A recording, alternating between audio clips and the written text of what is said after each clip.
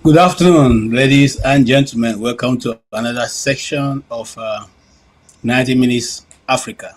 We are only going to be reacting to what already have been talked about earlier on this same broadcast. We earlier had Professor Chidi Odinkalu, whom almost everybody in Nigeria loves, and his views are well known out there. In fact, if you follow the Nigerian news, Chidi Odinkalu is not a new name. It's almost like a household name right now in the southeast, south, southwest, northeast, northwest, and the middle belt. So today we had a very interesting session with him, and we're going to be looking at part of what he talked about. We're also going to dive into one or two stories that is making the headlines in Nigeria. And, and yes, we will start from there. Of course, some of the topic that we discussed earlier was the topic of the governor of Anambra State, His Excellency, Professor Soludo. Somebody said, I don't know how to call Soludo. So I hope I call it very well this time. Soludo. The only unfortunate thing about Ocho is Soludo now in Anambra State. Since I have Soludo, let him follow Udo and do what Ndena Soludo name. You don't bear Soludo, then Gane Butane Ara. Ebukwana nna gị bụ ọchịagha ayamana ịna-achịtara ya agha nna ga bụ ọchịagha ọ bụ Soludo sokwana udo na ka ṅụọ mmiri dịsa okolala. So on that faithful and very personal remarks from me to him, we'll start today broadcast, and we are going to just quickly also touch on one or two other things I want to discuss. If you like, I say from my own bias, I don't,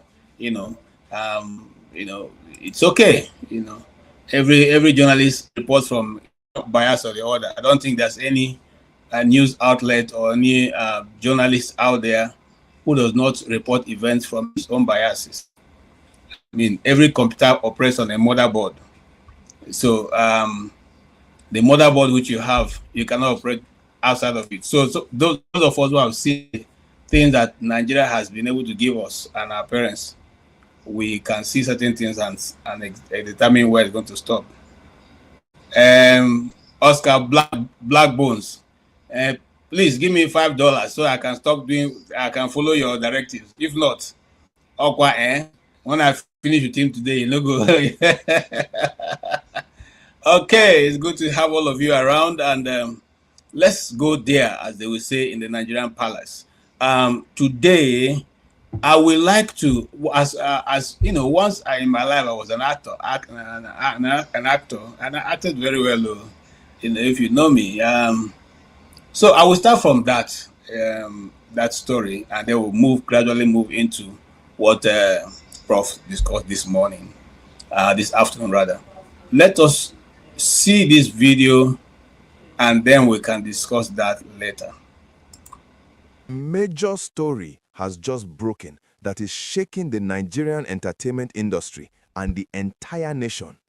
Stanley Amadi, a well-known Nollywood actor and filmmaker, has been arrested facing serious allegations of involvement in a coup plot to overthrow President Bola Tinubu's government. This is not a movie script. This is real life, and the details emerging are absolutely shocking. Stanley Amadi is not just any random person in the film industry. he has built a solid reputation over the years as an actor, director, and production manager. He directed films like The Album and Tiger King, produced Cornerstone in 2019, and appeared in Once Upon a Dream in 2024. He was also the former chairman of the Actors Guild of Nigeria's Enugu State chapter. This makes his arrest even more surprising and dramatic. According to reports from January 2026, Stanley Amadi was arrested back in September 2025, but his involvement was only just made public now. He was picked up alongside several military officers accused of planning a violent overthrow of the federal government. The most disturbing part is what investigators are saying about his role. Security sources claim Amadi was recruited by the alleged coup plotters to serve as a propagandist. His job, according to these allegations, was to shape public messaging and help gain support for the planned takeover. Someone from the entertainment world who knows how to tell stories and influence audiences, allegedly being used to sell a coup to the Nigerian people. The plot goes even deeper. According to allegations, this was not just about removing President Tinubu through force. The suspected conspirators reportedly had an assassination list that included President Bola Tinubu himself, Vice President Kashim Shettima, Senate President Godswill Akpabio, and Speaker Tajuddin Abbas. This was allegedly a plan to wipe out the entire leadership structure of Nigeria in one violent sweep. How was this plot uncovered? In late September 2025, as President Tinubu was traveling to Imo State for an official visit, a military officer with direct knowledge of the coup plot contacted the then Chief of Army Staff, Olufemi Oluyede, and blew the whistle on the entire operation. That single act of courage likely saved lives and prevented a national disaster. On September 30th, 2025, security forces launched a coordinated operation. The Department of State Services and the Army headquarters worked together to arrest the main suspects. When President Tinubu was briefed, sources say he was visibly shaken. He immediately ordered the cancellation of the October 1st, 2025 Independence Day parade. Many Nigerians were wondering why the parade was suddenly cancelled, and now we know the real reason. If you are enjoying this video and want to stay updated on all the latest news from Nigeria, please hit that like button and subscribe to this channel. Your support helps us continue bringing you the most important stories. Okay, ladies and gentlemen, you're welcome once again, and I will run a bit of a comment on that story before we move on. Now, you notice how an Igbo man's name has been introduced in the picture. All of a sudden, the narrative and the Western press have run amok the story. Now, this is a producer, Stanley Amadi. And this producer, I think if you want to rank him, he will not be up to the rank of maybe a colonel. But you have senior army officers who were involved in this northern coup. The press have not called it northern coup. The press have found no reason to elaborate on this story. They've spoken on it hush, hush, hush, hush. But now, one escapee had been caught in it, Stanley. And all of a sudden, the whole of the media are now basing their story on just a dot in the circle, because Stanley Amadi is now mentioned. Now, the reason for the tying that story to mentioning all the people that have been marked out to be eliminated and bringing Stanley into it is no other than to drive the story to see how wicked this Stanley man is, and consequently what he has planned to do to a Yoruba-led government. Gentlemen, whether you like to see the truth or not, that is the reason. You didn't write the story to anchor it on the coup leader. You didn't write a story to anchor it on the military personnel who were going to carry out the instruction. You anchored it, or he anchored it, or they anchored it on a simple script writer called Stanley, whom we don't even know of what his involvement was going to be, apart from what you have told us. You see how we say that, those of us who say the one Nigeria is but a hoax, what it is. You didn't say the main actors. You have not named it a northern coup, because almost everybody who is a participant is from the north. But we're still talking about the Igbo coup of 1966. We say the Igbo of 1966, yet we say Delta State is not an Igbo state. But the man who carried out the coup is an Igbo man. He's from where? Delta State. But Delta is not Igbo. You see the contradiction of Nigeria? You see the contradiction of Nigeria. I'm ready to tell you it's an Igbo coup, but they will not accept that Delta State is an Igbo state. But the Igbos will suffer for the action of a man from Delta State. We should bear the brunt of that, and consequently should not be forgiven or that's nothing to even constantly or consequently be punished for it. So what's my drive today? I just want you to pay attention to how that story has been framed. And in fact, I only picked out this one. There are several other of such stories on the internet that have framed the same thing, framed the same narrative, to bring Stanley to be the main culprit. In fact, they wanted, if it's possible, they would have said he's the leader of the coup. Okay? So that the story will be sweet. You know, if you have a gusi ogbono, okra, and you have all the crayfish, and you don't have uporoko and offense and the small dry fish, they're sweet. So they have to bring this man and pin him in. Well, I am not saying I'm not for him. If he's part of the coup, let him face the consequence. But let's not find a way to bring the Igbo question into it, because that's the only time the story is complete. When you don't have an Igbo man yet in the scheme of things, it's not complete. All right, so I'll leave that to you guys to make your input when you come in, but that's part of what we discussed today. And you also have the opportunity to tell us what you think about it. Now, the other story, which is on a very more sad note, I was waiting for Show to help me with the video, but I don't think Show is available. So we'll just go on with the story. If we have the video, again, we'll play later on. So you see why I feel so sad. On a very sad note, we were able to see the passing of a young talent, a Nigerian of status, who would have been something that the world, another star from Africa, from Nigeria. She would have represented us in many ways, that we may not even be able to imagine today.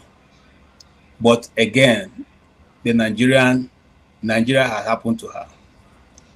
This is the young lady who, by all standards, sings like any other superstar around the world. She's just 26. And a very sad story indeed occurred yesterday. She was bitten by a snake in her house. She walked herself to the hospital, having tied the point where the snake bit her. Went to the first hospital. They said they didn't have venom, snake venom. In the national hospital, they didn't have snake venom. She went to the second hospital. They were rather asking her numerous questions, and I'm quoting the account of her sister, who was on the phone with her until she passed. They were asking her questions, and the place where she has tied where she tied her hand from the where the snake had bitten her, they loosened the rope, giving her what? Giving her drip. Nigeria, once you don't reach hospital, they never give you drip, they never start treatment. They started giving her drip, and eventually from that point, she became, started losing consciousness, and eventually that was the end of this young, brilliant mind. 26 years old. 26 years old. When shall these things come to an end? These things, wonderful, very stories you cannot hear any other place. 26 years old, who walked herself to the hospital, is not going to walk out with her 2 legs. Sometimes you wonder, what is the nation that we really have? 2 government hospitals do not have venom, snake venom. Do not have snake venom. I want that to, to sink in. 2 hospitals do not have snake venom in a country where snakes are almost everywhere. There is a snake venom making what they call them now, laboratory somewhere in Vaughan, somewhere around around Bauchi State, between Bauchi and Plateau State. I've just done a story there that makes vaccines. Now, you want to tell me that this family will forgive Nigeria for the loss of this life? Do you want to tell me that we also as Nigerians who can sleep with our eyes closed and be grateful that we are living as human beings? It's so sad. Not too long ago, a young lady was thrown out of her house. According to them, they say she jumped by herself. There's journalists in Arise News. The same lady who came to serve. This lady's life have just been sniffed out of her, all her dreams and aspirations. I wish I could get that video where she was singing, so that you guys will know that we're not only lost a human being, we have lost somebody who God has called to showcase, the beauty of God in singing, because she sings Christian music. So my heart goes out, and on behalf of all of us here, we want to say, may God give the family the heart to bear this irreparable loss. And I cannot say that it's a will of God that she will leave us at this time. It's the wickedness of man. And that man is Nigerian government. There's no other way to put it. Nobody has the right to take to cause anybody to die. And this is so sad. On behalf of us here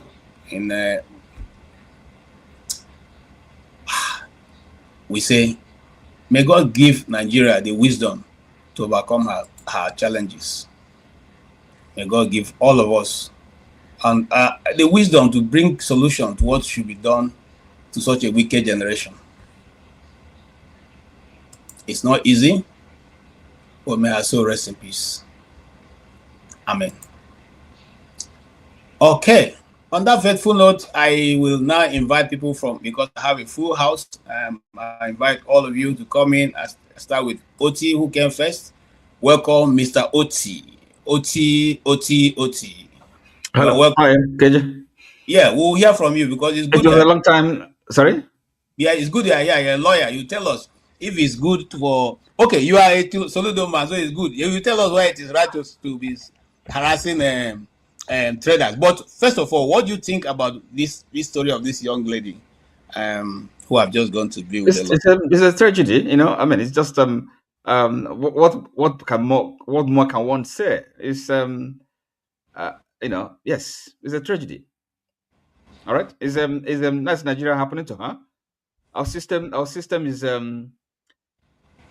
that is the problem. These things shouldn't be happening. In a normal place. Okay, so I mean, anybody can sentimentalize it, or nothing will bring her back to life. She's dead. It's a pity, a tragedy. So let's only hope and work to have a better place, to make our place livable. Okay. All right. Thank you. Not be having these stories. You see what I mean? So it doesn't matter how we cry over it. It's happened. I can tell you there's one issue I want to, if you like, interrogate, right? Something from the previous section.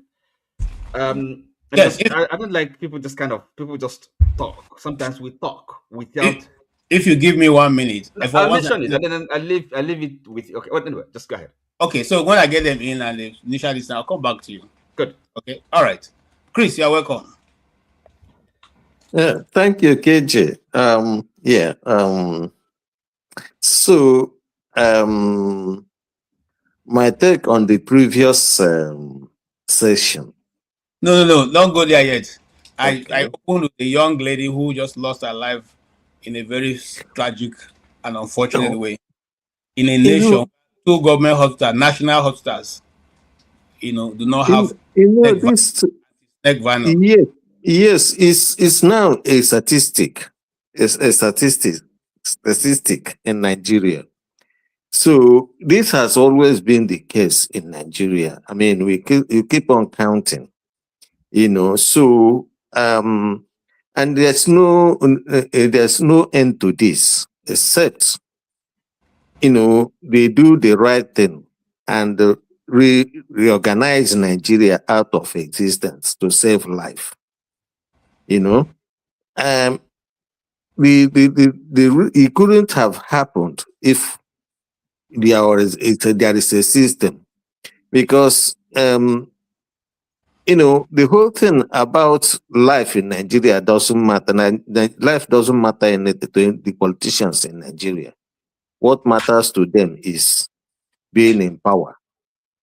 And as long as that remains the case, we will have all these things. Just today, tomorrow, you are going to see another case. So, I mean, I just don't like Right. reporting these things because they are Thank always you. there. I mean, individually. All right. Thank you so much. But we need to talk about it. Maybe the more we talk about, the more they can be able to listen. Yeah, I stay humble. Did you see that very interesting, or rather very very sad story? Because it's not interesting. Yeah, so I woke up this morning to very shocking news because it's a news that dominated my group's WhatsApp our WhatsApp group, this morning, and up till now, there are loads of messages. Yeah, I'm just struggling to read them. Snake bite, I think, was one of the topics I I gave a talk on during my national youth service. Yeah, among many other disease conditions I talked about then. Um, one of the challenges we have in Nigeria is that the Nigerian people are not so versed when it comes to health information. Health education is still lacking. There is paucity of knowledge regarding health, and that's why there is still little advocacy. We talk about a lot of things in Nigeria, but little is talked about health. And that is because Nigerians don't know so much about health. When you talk about health in Nigeria, the only conversation that crops up is, oh, that doctors have left Nigeria. There are no doctors, there are no nurses. But that is not that is just a tip of the iceberg. That is just a scratch. There are very, very, very serious problems in health. We lack health infrastructure. We lack even the storage, because without infrastructure, without electricity, how can you store the vaccines? How can you store the antivenoms? So those are some of the problems. We lack critical health infrastructure, even the basic ones. So there are so many issues in the Nigerian system. And usually, when things happen, when tragic incidents like this happen, that's when you will see the outcry. And then after some days, the whole thing dies down. Nobody follows it up due to the fact that Nigerians have not um, bother to, know better about healthcare. So, because if they know, you see, even our journalists, when you read Sahara reporters, when they do an investigation about health and you read it, you see these basic errors that they make, and then you just pick up the article and read and be like, who wrote this? This is absolute nonsense. The pronunciations of things, the terminologies. See, it's not far-fetched. You must not be a doctor or a nurse to get these things right. These are basics that when you go to the streets of Birmingham or Norwich, Stay the humble. Is common this is all people. of this not just part of the third system? So Okay, stay on. Yeah, Thank you so much. what is there to discuss? I'm The sure third system. we'll come back to that. We'll come back to that. Yeah. My brother John Abbas. Yes, sir, John Abbas, go ahead. Yeah, I just forwarded a picture, a photo, funeral uh, arrangement of my um, cousin brother to you that died for uh, was buried yesterday. The family compound in our village for just appendix operation. So when you are a victim, uh, no ramification uh, means your your primary interest comes first, and when you are a victim, it comes from a different perspective than just to speak to issue of what is happening in the society. How can appendix that they can just operate uh, um, young man that is doing well for himself in Nigerian standard, less than 30 years, have a wife, 3 kids. It's this new generation roofer who does so much for himself. Have houses, have uh, tenants, and have his own house to himself. Died just for operation of appendix. It will be disingenuous to me not to honor and talk about him and talking about somebody which is all lost is lost. And my condolences to those family. Um, if you something is singing, or I'm hearing music, is that because of my ear or something? No, Uh, go ahead, John Abbas. It's my phone. Somebody trying to call. okay, okay.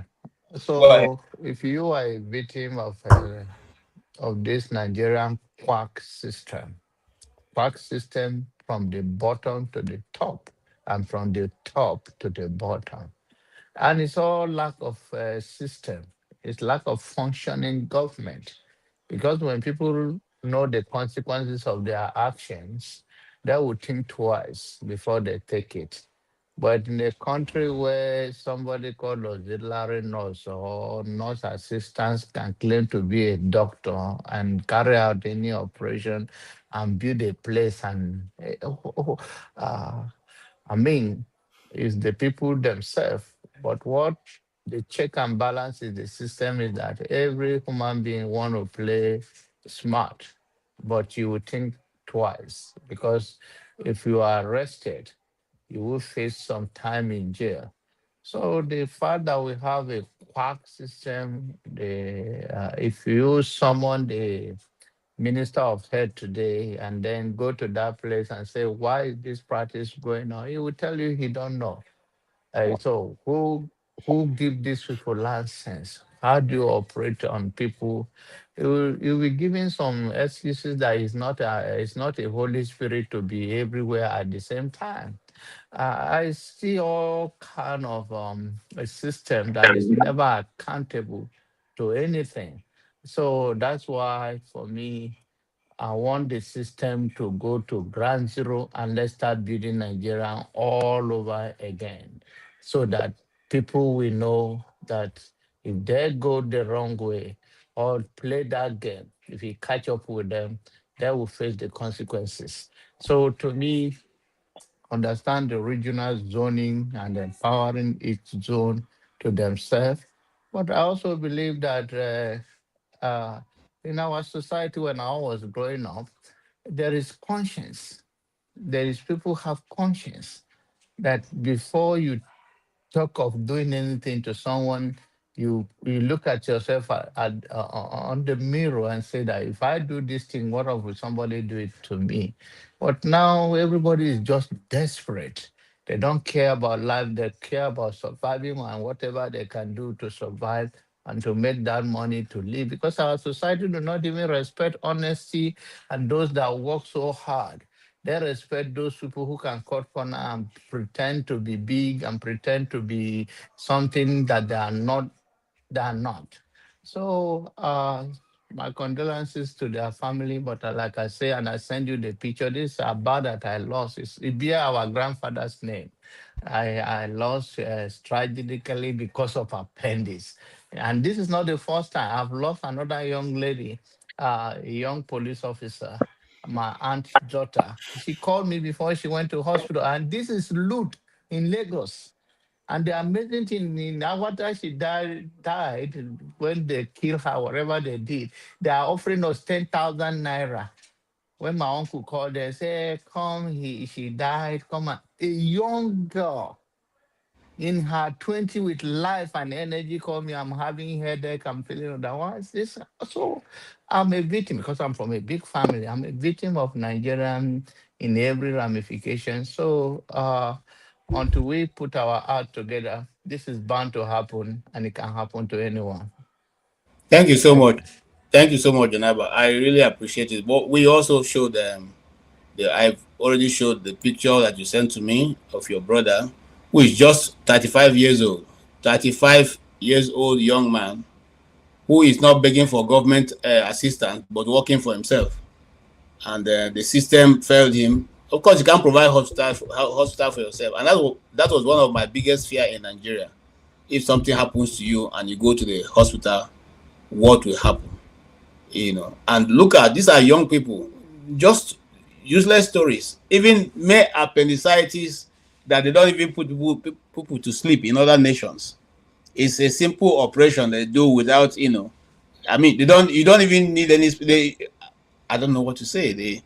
Mr. Tony, welcome. Maybe you have something to tell us that is the reason why young men and life is no longer important to the practitioners who sign what they call it now. There's a signature that the doctors sign when they are getting your oath.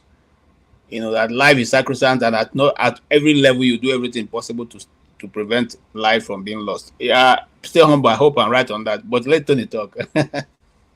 It's called Hippocratic oath or something like that. Okay, whatever the oath is just to make sure that life is sacrosanct and must be kept, prevented. In other clients, they will do everything possible to stop you from dying. You know, there are even some people whose lives are being part to the point that they have their hearts are their majority parts of their hearts are even in machines that are keeping them going, and the people fight to keep them going. So, talk more of young men. A young man, 35, who is already doing well for himself. A young lady, 26, who is already doing well for herself. And this is the story we are told. A snake venom, anti-snake venom they didn't have in a nation full of snakes. Tony, what do you say to that? Greetings, KJ. Greetings, my brothers, OT, Chris, Stay Humble, John Abba, Recolonization. I greet all of you and everybody listening. Yeah, it's waiting they go, waiting they know they see for Nigeria these days. It's one of the greatest challenges that we have is the condition of our health facilities. They are almost decrepit. The politicians don't see any need to do something about it. Your president is always going to France to have his treatment. He has not thought it wise to even do an Ike house, there in Lagos, so that they upgrade it, so that the common people can, if you get money to go to the UK or outside Nigeria or France to get at least basic treatment for whatever conditions that they have. The sad thing is not that people don't die abroad. People die, people go to hospital and they die. They make mistakes sometimes. But the system is structured in such a way that if it happens, that doctor or that hospital has an explanation to make. And if they don't take time, they'll be sanctioned if they are found to be culpable. You know, Chimamanda was in Nigeria, for Christmas, and he lost his son. That should, something that should not have happened at all. And I think she's in court now over the way that, the whatever was administered was handled. So the case of Nigeria is serious. I last year or last 2 years, I lost some very, very great friends. Some of them you would know. One of them used to be in Patito gang. Patito was a student or used to teach in Lagos Business School. Prostrate. I lost another friend to a consultant, a young man. Prostrate. If you, and there's so many cases, when if you tell people that to begin to enumerate their experiences, those of us who stay abroad, every time we go to Nigeria, our greatest prayer, one of my prayer is, please make a no sick, whether not headache, whether not this thing, even common malaria. If you go to hospital one, they will diagnose and say it is typhoid. You go another place, they will tell you it's this one. You go another place to tell you. All of them will give you all different diagnoses where they could give you, and they'll be treating the wrong things. I had an uncle who came on holiday from the UK, came home, just to stay. Then he took ill. They took him to hospital. They don't get bed, first of all, where they go put him. Before they could contact his children to make arrangements so that they go, stabilize them and then, send him, fly him abroad to the UK. He died. So it mirrors the kind of society that we have. Life doesn't mean anything to anybody. And then even when it happens, you would find people trying to cover it up. I have somebody in relation, I don't know mention them. Yeah, now only one child now if you get, because in UCH, a doctor that performed the operation when she wanted to deliver left the scissors inside her womb and stitched it. And they didn't know there was pain, she was going all around, they didn't know the thing don't begin decay. Eventually that woman, only one child where he figured now he get. And this is the professor. He was drunk when he was doing the operation. So I mean, if you listen to certain things that happen in Nigeria, you just wonder, how did we get this bad? How did we? And yet we have experts. Why is it that the administration, at every level has just gone? It's like I don't care. Nobody wants to supervise anybody. Nobody wants to do any. And even when they're busy fighting themselves, I've been to Lut. I was in Lut. I had a case, a case where I lost my sister, my immediate younger elder sister. You see the things that happen. You see Nigerians there. We had to even donate money for some people. You weep. You weep. People are coming from Enugu to Lut to treat the cancer and all those things. You go here, the facilities are falling down. I mean, they are not working and so on. I mean, it's so sad. Obasanjo equipped Lut. Less than 1 month after he equipped that thing, all the equipment gone. This country is sick. It's sick. And the point is that nobody's penalized. Nothing happens. Everybody just goes on business as usual. Moderator, can I ask you something? I'm sorry to interrupt. Can I ask you? Can I just now? So we know these stories are familiar. I mean, the situation. I'm just wondering what indulging in them, kind of this moaning and bemoaning, and what does it profit us? So shouldn't we rather perhaps have serious discussion, challenge ourselves, think about how do we How do we move forward? How do we solve some of these problems, these systemic problems? I mean, talking about all this, what's the point? Okay. I mean, we spend hours and hours here, but nothing really, nothing concrete. It's just okay. I don't thought you asked understand. me a question. God, You asked me a question, right? go on, please help me. Okay. Yeah, what's the point of all this? I mean, the discussion we're having. Okay, I will tell you. Go on. Just calm down, Mr. Oti. The point is that these are normal human beings like us. And these tragedies that are happening are continuously happening. We will sympathize or empathize with those who have lost loved ones. We will bring it to the fore of the media that these things are talked about.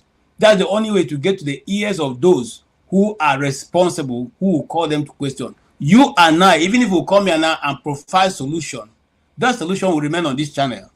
It's not going to go beyond this channel, except those who are in position of authority. We take it and act on it. So we are saying that we do not condone or will not support the loss of innocent people. If they are 80 years old, 90 years old, and they're using Nigerian money to maintain themselves, and then you are telling me there's nothing to discuss when 35 years old men are being lost, 26 years old women are being lost. This is not the first, not the second, not the 10th, not the fourth, not the fifth. This last year alone, we know how many of such incidents happened. You don't think it warrants being discussed? Well, to me, it's just the amount of time we devote to it. Okay, and people are making their contribution. Let them speak now. After that, we'll go into the listing. I don't think there's much time. You see, this is the thing. It's like we don't.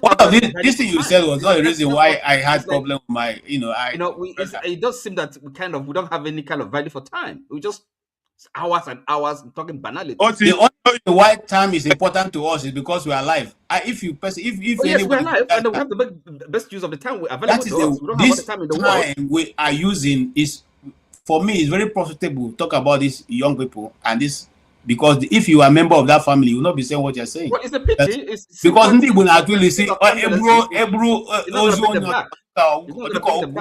doesn't matter how much we discuss them. It doesn't matter, because the Igbos have a proverb that when they are carrying another man's corpse, it look as if you are carrying firewood.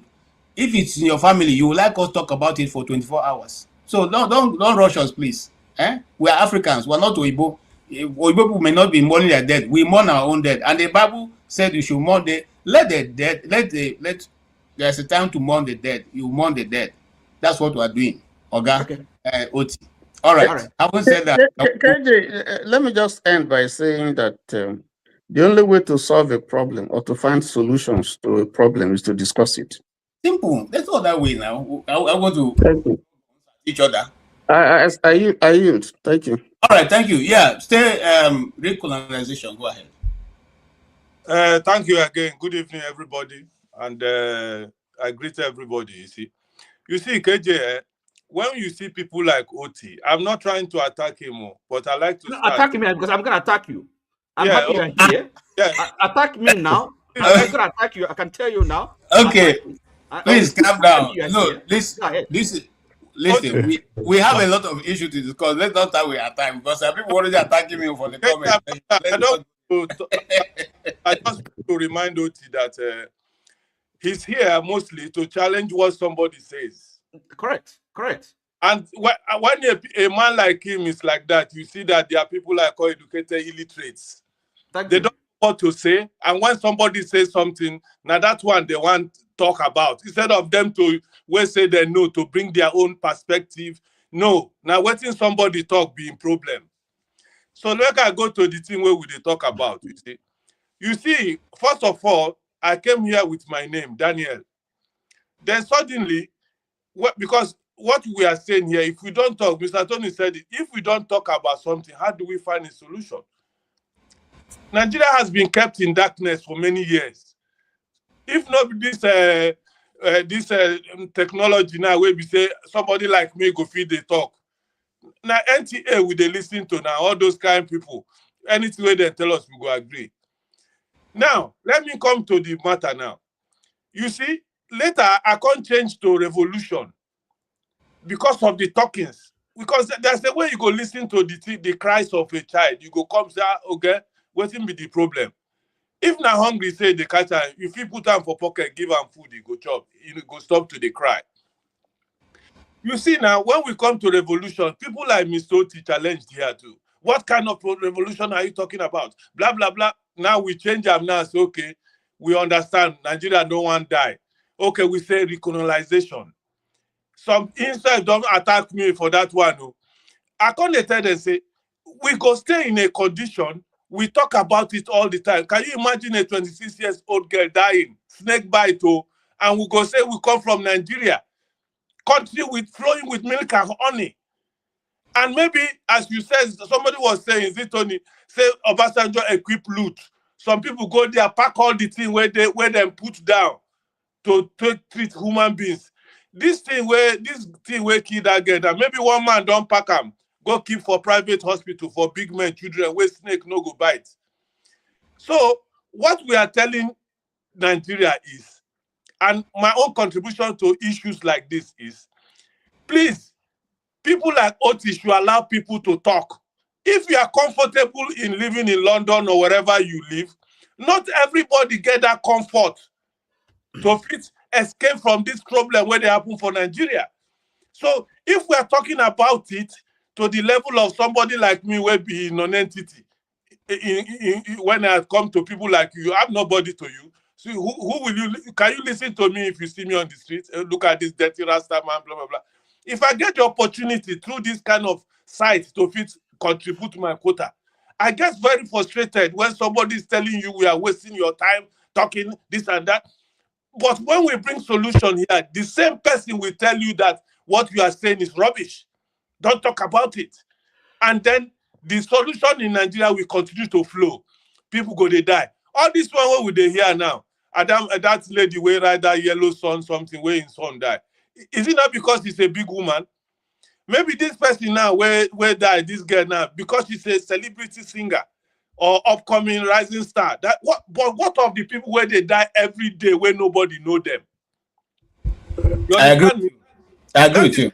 Let me end with this before the main show starts. That is why we continue to speak. Whether they say the truth is an offense, but not a sin. So there are people in Nigeria, when they don't eat belly food, like Oti, when they don't eat belly food, they no one know whether their neighbor survive. Thank you, sir. Thank you so much. And we end this discussion with just what Real Revolution have said, Real Colonization have said, and which is that we will keep saying these things because we're not saying it only because of these two individuals who are portrayed today, but because there are many others who do not have the opportunity to be heard. For instance, this young man, John Abba's brother, who never have heard about his case, is because John Abba is on this platform, and so he has brought it up. And so we know now that we lost a young man, 35 years old, because of common appendicitis. Appendicitis that couldn't be performed in a Nigerian hospital. And then we are saying we shouldn't talk about it. The lady in question, hold on. No, you can't talk now. The lady in question is if Nanya, she's what? It's because also she is well known by her musical listening, her talent. I brought her to the fore. There are many Ifunanyas out there who may never know, who probably also lose their life on circumstances that are preventable. These are preventable circumstances. That's why we are saying that if we are ready to run a nation, these things are things that people should not lose their life because of. They are too insignificant for people to be dying.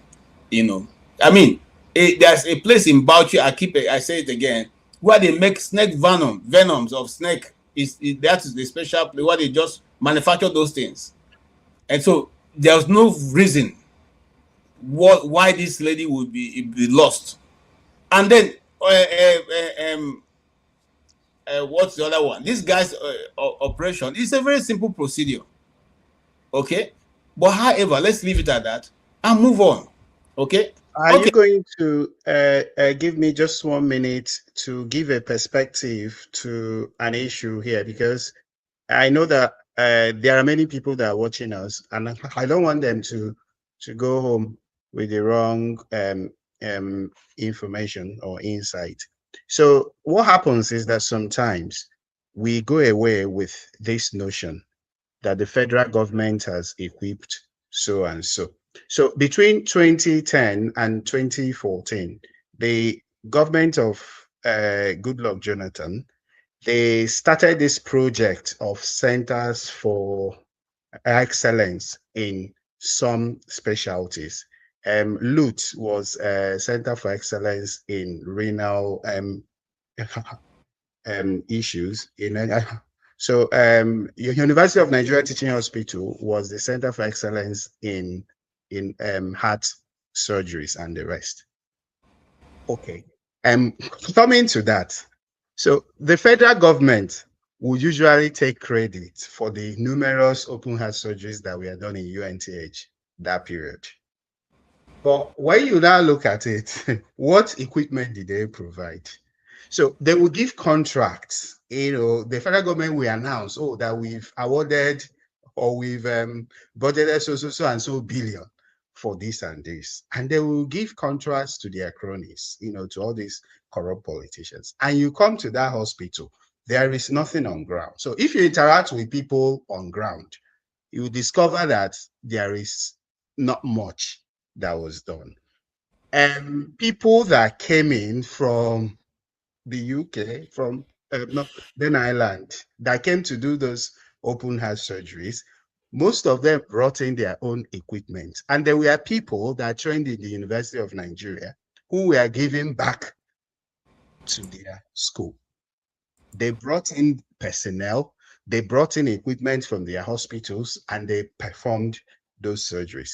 But federal government will take credit for those open heart surgeries that we had done, because so many patients were recruited from across the country, because it was the only center doing open heart surgeries then. So sometimes when we claim that federal government has done this or that, that people not go with the impression that federal government is providing those facilities. Even people that are training in this UK, even people that are practicing here, I used to say, if you remove all the doctors that are practicing in LUT, for example, overnight, and replace them with doctors from Germany, UK, United States, most of the patients will not make it the next morning, because even the personnel that we criticize in Nigeria, they give more than their best, given the facilities that they are provided to practice with. So if we have time, again, next time, we'll go in detail into what the problems are in the health sector. All right. And the solutions to them. Okay.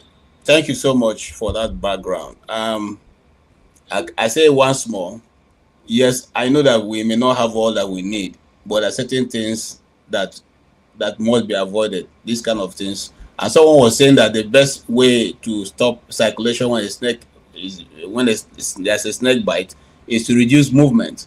But in a nation where you don't have 911, you don't have those, you cannot reduce movement, but you have to find a way. But you see, many years ago when I was in the Boy Scout at Manobe, and because we do a lot of hiking and all that, you are told the first aid to do when you have a snake bite is to band the place up until you get to the nearest hospital, which is what she did. She was able to band the place, or whether that's the right practice or not. At least for us at that time, it was that it will reduce the constant flow of or rather the circulation of the venom until you can now be able to get to a hospital that people have an understanding of what to do. And unfortunately, this didn't work. In fact, when they removed, according to her sister's testimony, when they removed that ban, that was when the lady started losing consciousness. Before that time, she was all okay. She was talking on the phone with her and speaking well until they said, why did you ban? They're losing the ban. That's when the effect of the whatever became more. Whether that is true or not, that's what's out there for people to read. All right, let's move on. We are coming to what Oti have been waiting for. Oti, you followed Chidi Odinkalu's interview. You heard everything he said. Let us start from the issue of Soludo, Chukwuma Soludo, right? I think that's what you're more interested in. No, I'm not. I'm not. I don't want to discuss it. At least not for now. There's something else I want to discuss. Okay. Okay, what do you want to discuss? Okay, let's discuss there. Let's go Okay. there. Now, so first of all, as a kind of, if like, prefatory remark, I'm not against discussion, okay, of any sort, but it depends on what we're discussing and how we're discussing the subject matter. Okay. Now, for example, Stay Humble, his last account, it was informative, educative. Somebody can learn something from that. Okay, that is quite. So it's not just a discussion for the sake of discussion. It has to be reasonable. It has to be constructive. It has to be like, I mean, solution oriented. I'm not just interested in kind of accounts. And by the way, these things that are no news to people in Nigeria. Okay, the deplorable state of medical care, the infrastructure, it's not news. I don't, no average Nigerian, doesn't know that our hospitals are kind of a death trap. Okay, so really, it's that people die when they go to hospital. That nothing, no medicine. It's commonplace, common knowledge, right? So there's something there now. Kind of we're having the discussion. Is to me, right? We can have them, but how profitable? I don't know. But anyway, Okay. So what I want to talk about is this. Okay, let me answer you before you continue. In yesterday's news, and there are people who live in America here. John, what's his name now? Don Lemon went to a school, a church, and interrupted the church by trying to, they went there to demonstrate in the church. Demonstration is carried out every day in America, the streets of America. Every day, if you go to the White House, and there are people demonstrating outside. But okay, now listen. The national news. Should they have? No, excuse me. See, listen. So why did they carry that news? Since every day Americans are in the street. Listen. Okay, let me tell you the difference. Let me tell you the difference. You see? Okay, tell me the difference. That is action. Are you with me? You see? I don't understand. What do you mean? No. See, because you're kind of analogy, right? You want to tell me that something has to happen. There was a repetition and the persistence, not giving up. But I'm telling you, that of the guy you mentioned, what is happening there is different. It's action. That they are doing something. They're not just talking, right? Or telling stories. Okay. So there's no equivalence. Okay. I cannot help because since I know CNN, the guy who passed on, what's his name now? The one of the best news anchors of CNN. What's his name now? Don King. Is it somebody King? He never did more than interviewing people and talking about issues. I don't know. Did they ever go to realize those things he was talking about? No, but he said he was out demonstrating. No. Civic action, is he not? Listen. And I'm telling you, that is something different from just talking, right? KJ, we're wasting time. This argument is not going to lead anywhere. OT doesn't make any contribution. He's not out there to criticize people. No. You don't. You are always taking people on when they make suggestions, but you would not make any concrete. Okay, what are we supposed to be discussing? You say. Give us what to discuss now. By the way, you are wrong to say criticism is a contribution. Okay. You have to probe, interrogate what people talk about. You don't just talking for the sake of talking. Every time they call you to make a point, to make your this thing, it's to pick on people. You don't make your own contribution. So how are you helping the system? You don't make any contribution. I followed, you here in this platform. And it's to pick on, even in your commentary, it's to be attacking people. You are not making. You are not making. I'm not attacking people. I probe issues. Okay. I don't attack people, okay? I interrogate issues. And you think that is not a contribution? It's not. They just ask you now. They just ask you now, what's your view on what Odinkalu said about Onitsha, this thing? You won't answer because you were in support of Soludo. But you can't say anything. You can't answer because Professor Odinkalu flawed, your argument totally. Okay, so let's Tony, calm down. Let's say my argument totally. What do you mean? Hold on now. Okay, so it's your turn now, to Oti. Speak. Sorry, excuse me. Hold on, please. Calm down. Let us start from the beginning.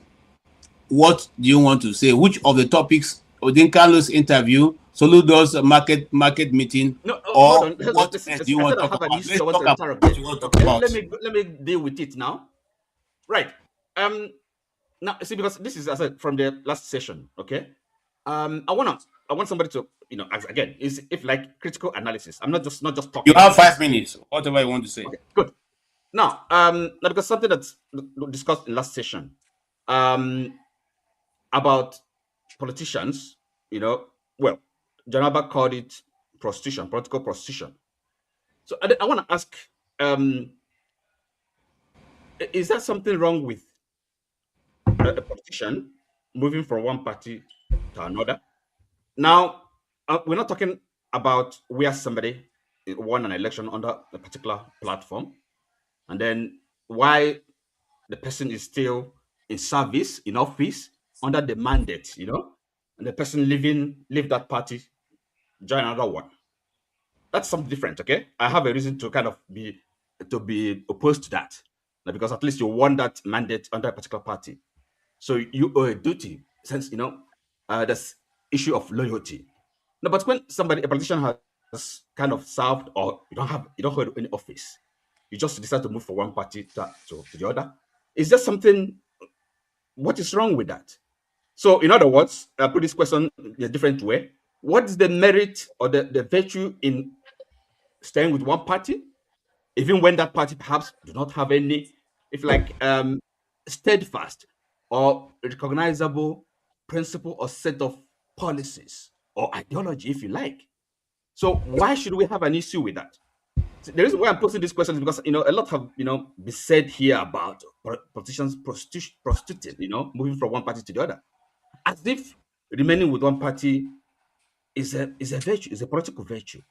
So this is a question I'm posing, and as I said, for me, my kind of talk or discussion is got to be, we have to be analytical. It's not just talking banalities. So now I'll come to Janaba. So Janaba, I just wonder, because Janaba comes from a region, Benue State, where terrorists, Islamic terrorists, that decimate his people.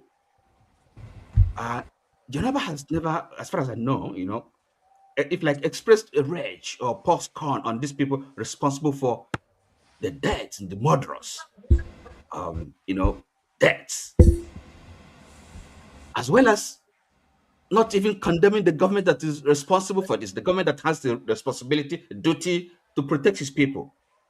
It never seems to be really enraged or critical of the government and their policies or lack thereof. No, but Janaba is so much, perturbed, troubled by, let's say, P2B is a political prostitution. I just want to know. So, Janaba, if you can perhaps, when you have your turn to address, explain to me what is the merit in staying with one party. Well, again, we're not talking about because if it's the issue or question of consistency, right? We can discuss that, and then you have to talk about a politician's consistency in terms of his outlook, in terms of his principles, in terms of his political philosophy, what he believes public service is all about. Okay, in terms of his understanding of duty, public, how he communication, empathy. So these are like traits, characteristics, and qualities of a politician, and then you can begin to really assess, judge a politician based on their character, on their consistency. But if it is a party, as we know it, political parties in Nigeria, I don't know, we don't know them to have, if like, established, ideologies or world view. So now the question becomes, why is that such a major issue that politicians are moving from one party to the other, right? As I said, we have to also differentiate this, a situation where a politician won an election under a particular party, okay, and why in service, why in office, leaves that party to move to another one. So there's an issue of disloyalty, okay? No, but if a politician is not occupying any office, okay, it's just a politician, right? And then moves from one party to the other. Tell me what is wrong with that. And of course, the reason why I'm asking this is just the way you've made such a big issue of it against PSOB. So it's kind of sheer hatred. All right. That is my issue. That's what I want to interrogate. If anybody has kind of explain, clarify the virtue, the merit of being in one party. You may be in one party with all your, if you like, with all your immorality, with all your deficiencies, with all your lack of care, with all your wickedness, and then you're a good politician because you've stayed in one party. Is that how we judge? Is that how we evaluate things? Is that how we think? Is that how we analyze things? So this is my issue. I would like KJ to give me permission before I say something. I know I know you are directing at me, but KJ, can I say something? Okay. Can I respond? Yes, you can respond, Jonaba. You can respond. Thank you, OT. Trying to clarify, and in your statement, you have made it clear. It's consistency. If you apply for a job in a certain organizations, they want to look at how long you stay in one job before you go to another job, before you get to another job. There is a credit and a reward for your consistency and for long service in that organization. When it comes to uh, the contents on what I made that comment, is also someone claimed that he's not desperate. If you are not desperate, then you will have all it takes to build a grassroots. And I can tell you for a fact, and I can give you names of many people that I know that are obedient, who believe that Peter Obi will not leave Labour Party. And also on this platform, those who also have expressed themselves that if he goes back, they will not follow him to any other party, that he should stay put. Peter Obi was a PDP to ABGA within the state level. And then he was brought up, his godfather was Atiku, who brought him after his rhetoric of sweet talk that it's always do and good at it, by the way, especially in a gullible society like Nigeria. And he swayed many people with his sweet talk of bread is sold in Anambra or in Onitsha, and the one sold in Sokoto, everybody are suffering it, which by fact, that's not true. You can you can buy your bread. It depends on the quality or the neighborhood where you are selling it. You can sell it higher than any other one. So, but let's leave that behind. So Peter Obi have inconsistent in his political career of jumping. This is our fact that is there. But your question is that what's wrong with it? What's wrong with it is a sign that is nothing wrong, but it's a sign of desperation. And he, in his words, say he's not desperate. If you are not desperate, then build a grassroots. Build a grassroots party. There are people today that if Peter Obi build a party, that they will still stick with him, even if it take more 10 years or 15 years, they will be with him. The guest today said that he gave credit to Tinubu for for stick with APC after 20 years, where others were deflecting, running from one party to another. That is the measure of a man that is articulating and position himself, not a man that desperate rather do or die today. And I believe, in my opinion, there was a movement by the media,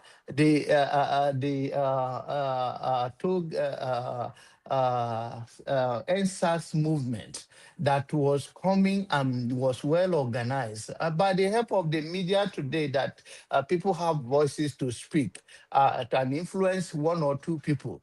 That was a big movement. And I think Peter will be coming by packaging by his loyalty, like Dr. Mo, which is from my place, and the rest of them was the one that hijacked that movement. And of course, he's an opportunist. And Well, so, and you think he doesn't deserve the following that he's getting?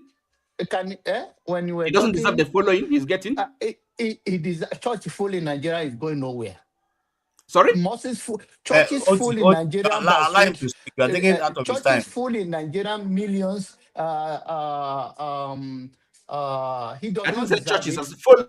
No, he does not deserve it. It's a sweet talk of people who are not responsible, who have no foresight, like our people, Nigerian people, who are follow, sweet talk, telling them promise what does not exist and they follow them. Even when people say, oh, follow is antecedent, when you can see black and white, the antecedent of what they are talking does not exist, they blindly or live in denial to say he exists. They are entitled to their own view. I don't question them, but in my opinion, yes, it does not deserve it. If you deserve it, then you die for Nigeria. It's when people say, can you die for what you believe in? He said no before, and now he come back to know that people hear him. Because some people in Nigeria today, is how many people can afford to have data to follow up? It's very few. All those teenagers, yes, they're from here to and there. But the middle class people who care about how to treat their children when they are hungry and how to feed them, are they the people that waste so much money? Except people who also are a beneficiary of the corrupt system in Nigeria who are taking money home. But by merit in Nigeria, nobody can Okay. afford to be following. So the notion that Peter Obi, I'm rounding up my brother, following changing party and should not be called a party prostitute. I don't know what you are coming here to defend him for. He's entitled to do that, but that is what I call him. You may not call him that, and you may not see anything wrong with it. Thank you so much. Thank you so much, Jonaba. The trail horn is actually to let you know that your 5 minutes is up. And so the second horn is for you to stop. So I don't have bell, so I'm using train horn. I think I find it interesting. Okay, so the truth of the matter is, and I'm not trying to, say, I'm just trying to moderate so we cannot move on, is that you are saying Peter Obi, it doesn't matter if he decides to move from party to party. After all, Nigerian politicians are moving from party to party.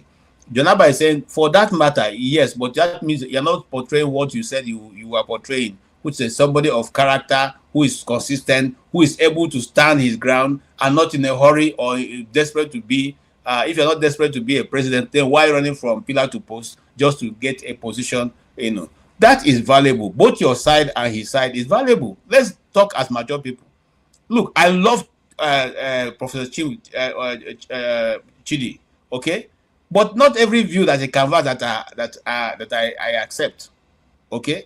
Not every view, but I love him. I mean, like I said, I can listen to him all day without having any problem. But it's not everything that he puts. If I have to take everything he said, that means I'm not my own person now. So he has certain things I don't agree with, and then I agree with majority of what he says, and that's how we can be friends. None of your friends you accept how they behave, but you can be friends based on the other parts of things that you agree with. Okay, having said that, can we hear from Stay Humble? And yes, let's hear from you. You can start to continue that discussion, or you can also talk about any other part of Professor's interview that you want to take on. I'm particularly interested in the Onitsha market people. The thing is that sometimes when things happen in Nigeria, we don't get as much information as we need because we don't have the system in place. We don't have. The reason why I'm saying this is that when you said you wanted to end the other topic, you mentioned something which I thought it was okay for me to correct, because it's better for me to even correct it than to talk about the political aspect. Because if I don't correct it, many people may run away with that information because you are a very big man. So people will take your information. So when things happen in Nigeria, because we don't have the system in place, we don't get the information we want to operate with, the police will not be called into action to do their job and to investigate, or the police might not even be available. So they are the people that are supposed to be giving us this information so that we have information to work with. So if I don't have information to work with because of my position, it's not it will not be appropriate for me to take a position. Yeah, because the information is not. But generally speaking, if you have a snake bite, you don't tie the arm or the leg because of the snake bite. Because snake bite is different from a dog bite. If you have a dog bite, what you're afraid of is the rabies virus, which is local. So you can wash away the debris, wash the site of bite as much as you can, so as to reduce the viral load as much as you can. But for snake bites, the issue is the venom, which travels as fast as you can imagine. So, it's not reasonable to apply anything there so as to include the travel of the venom, because it travels as fast as you can imagine. Before you say Jack Robinson, it has reached its destination. So, what you don't want to do is to apply anything there. So if I have a snake bite here and I apply something here, what I'm doing is occluding the arteries. So this part of the body will not receive blood and oxygen, and it stands the risk of dying within those hours. So you don't want to occlude here, because to untie whatever you want to tie a rope or cloth, because of the compromise of circulation. That's one.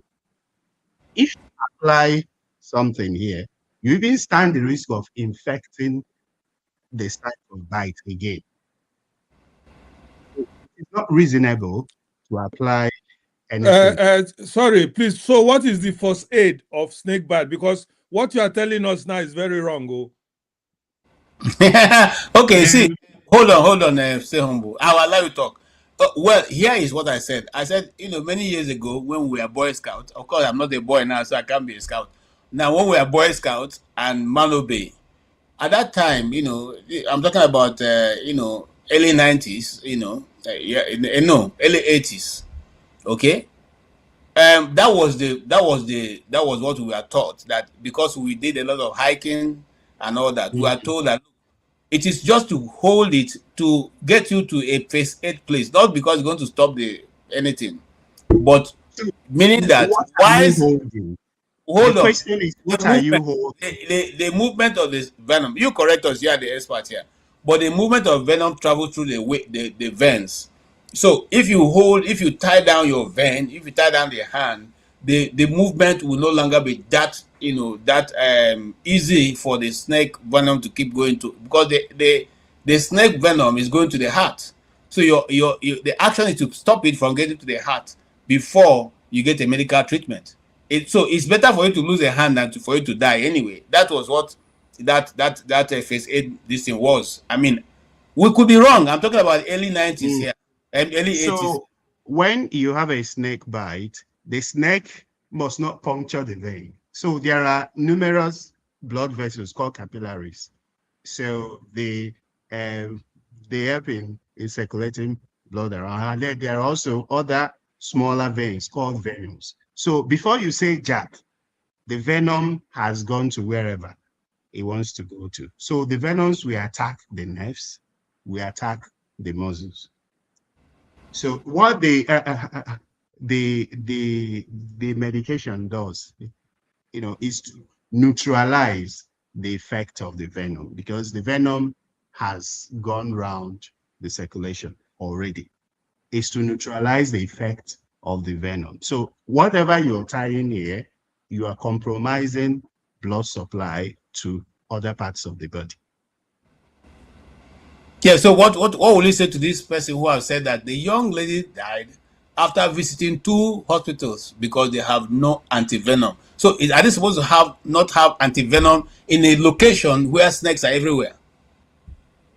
So the thing with the antivenoms is that it is not paracetamol. Right? You don't have many centers with antivenom. Far back in 2011 or so, I remember in Enugu then, the only hospital that had antivenom was University of Nigeria Teaching Hospital. University of Nigeria Teaching Hospital was the only hospital that had antivenom. So it's rare, not many hospitals have antivenoms. Most general hospitals don't have antivenoms. So where you are likely to find the antivenoms are the tertiary hospitals in Nigeria. Okay, so We sorry, don't produce those well, things. tertiary We don't produce hospitals. anything in Nigeria. This hospital that she was taken to was the medical center, Federal Medical Center.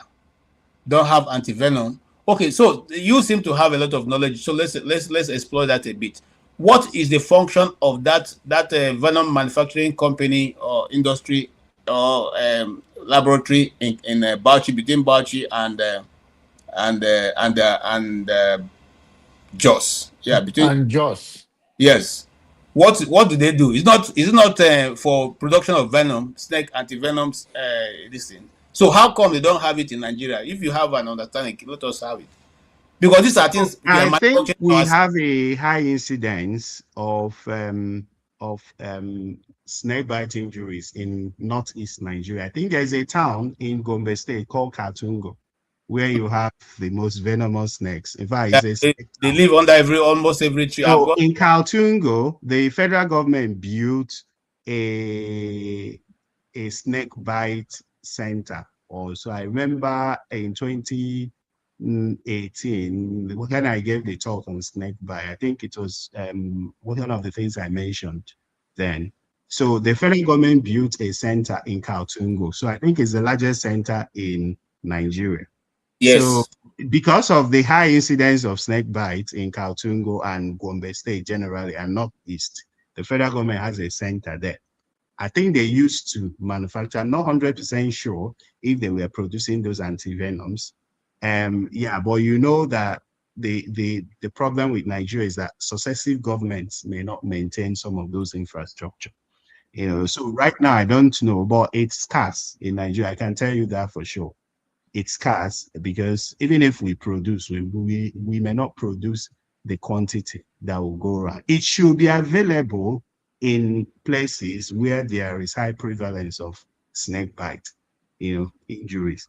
But again, you never can tell. So what But about those? if we had ambulance in Nigeria, we had emergency services. Yeah, nothing like that. I would think that the victim would have been taken to a center where she will receive the appropriate medical care. Yeah, but I will not take a position hold on. Because let us learn from you now. Some people say that if such a thing happened to anybody, they should kill the snake. If they can kill the snake, they should take blood from the snake and put on the spot where it was bitten, and it will go. Is that true?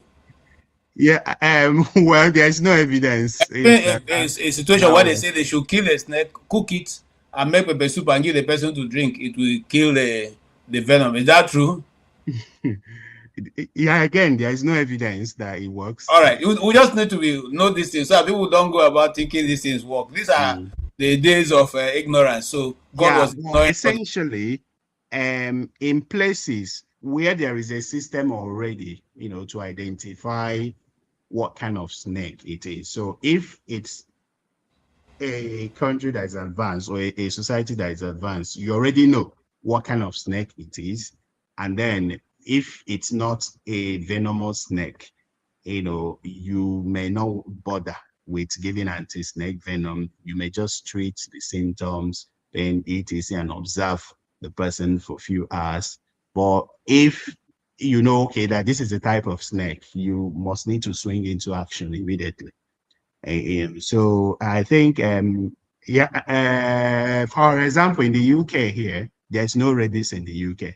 So if someone comes in with a dog bite, you don't even bother with rabies. Anti-rabies vaccine, you don't bother because there's no rabies in the UK. Okay, so question again for you. How long does it take for fertility to happen when there's a snake bite? Yeah, it depends on the species of snake. It depends on the species. There are some snakes that may take a few hours. There are some, within an hour, the person has gone to yonder. Okay.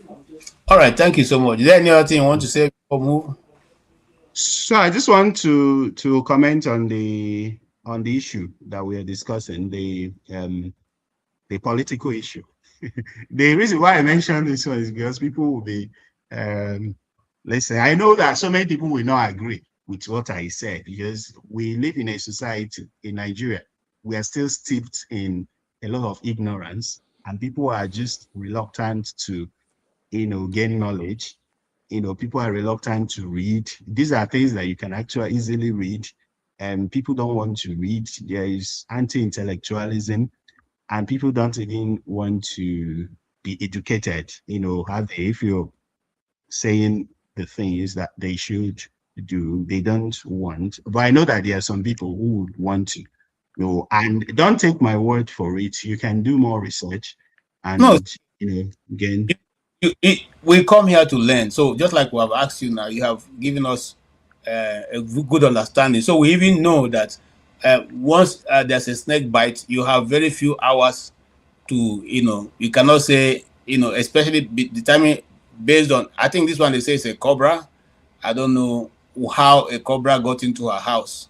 Yeah, And very, very, very interesting times we are living in because because cobras don't even live around that area in Abuja. I mean, I've not heard of any cobra around there.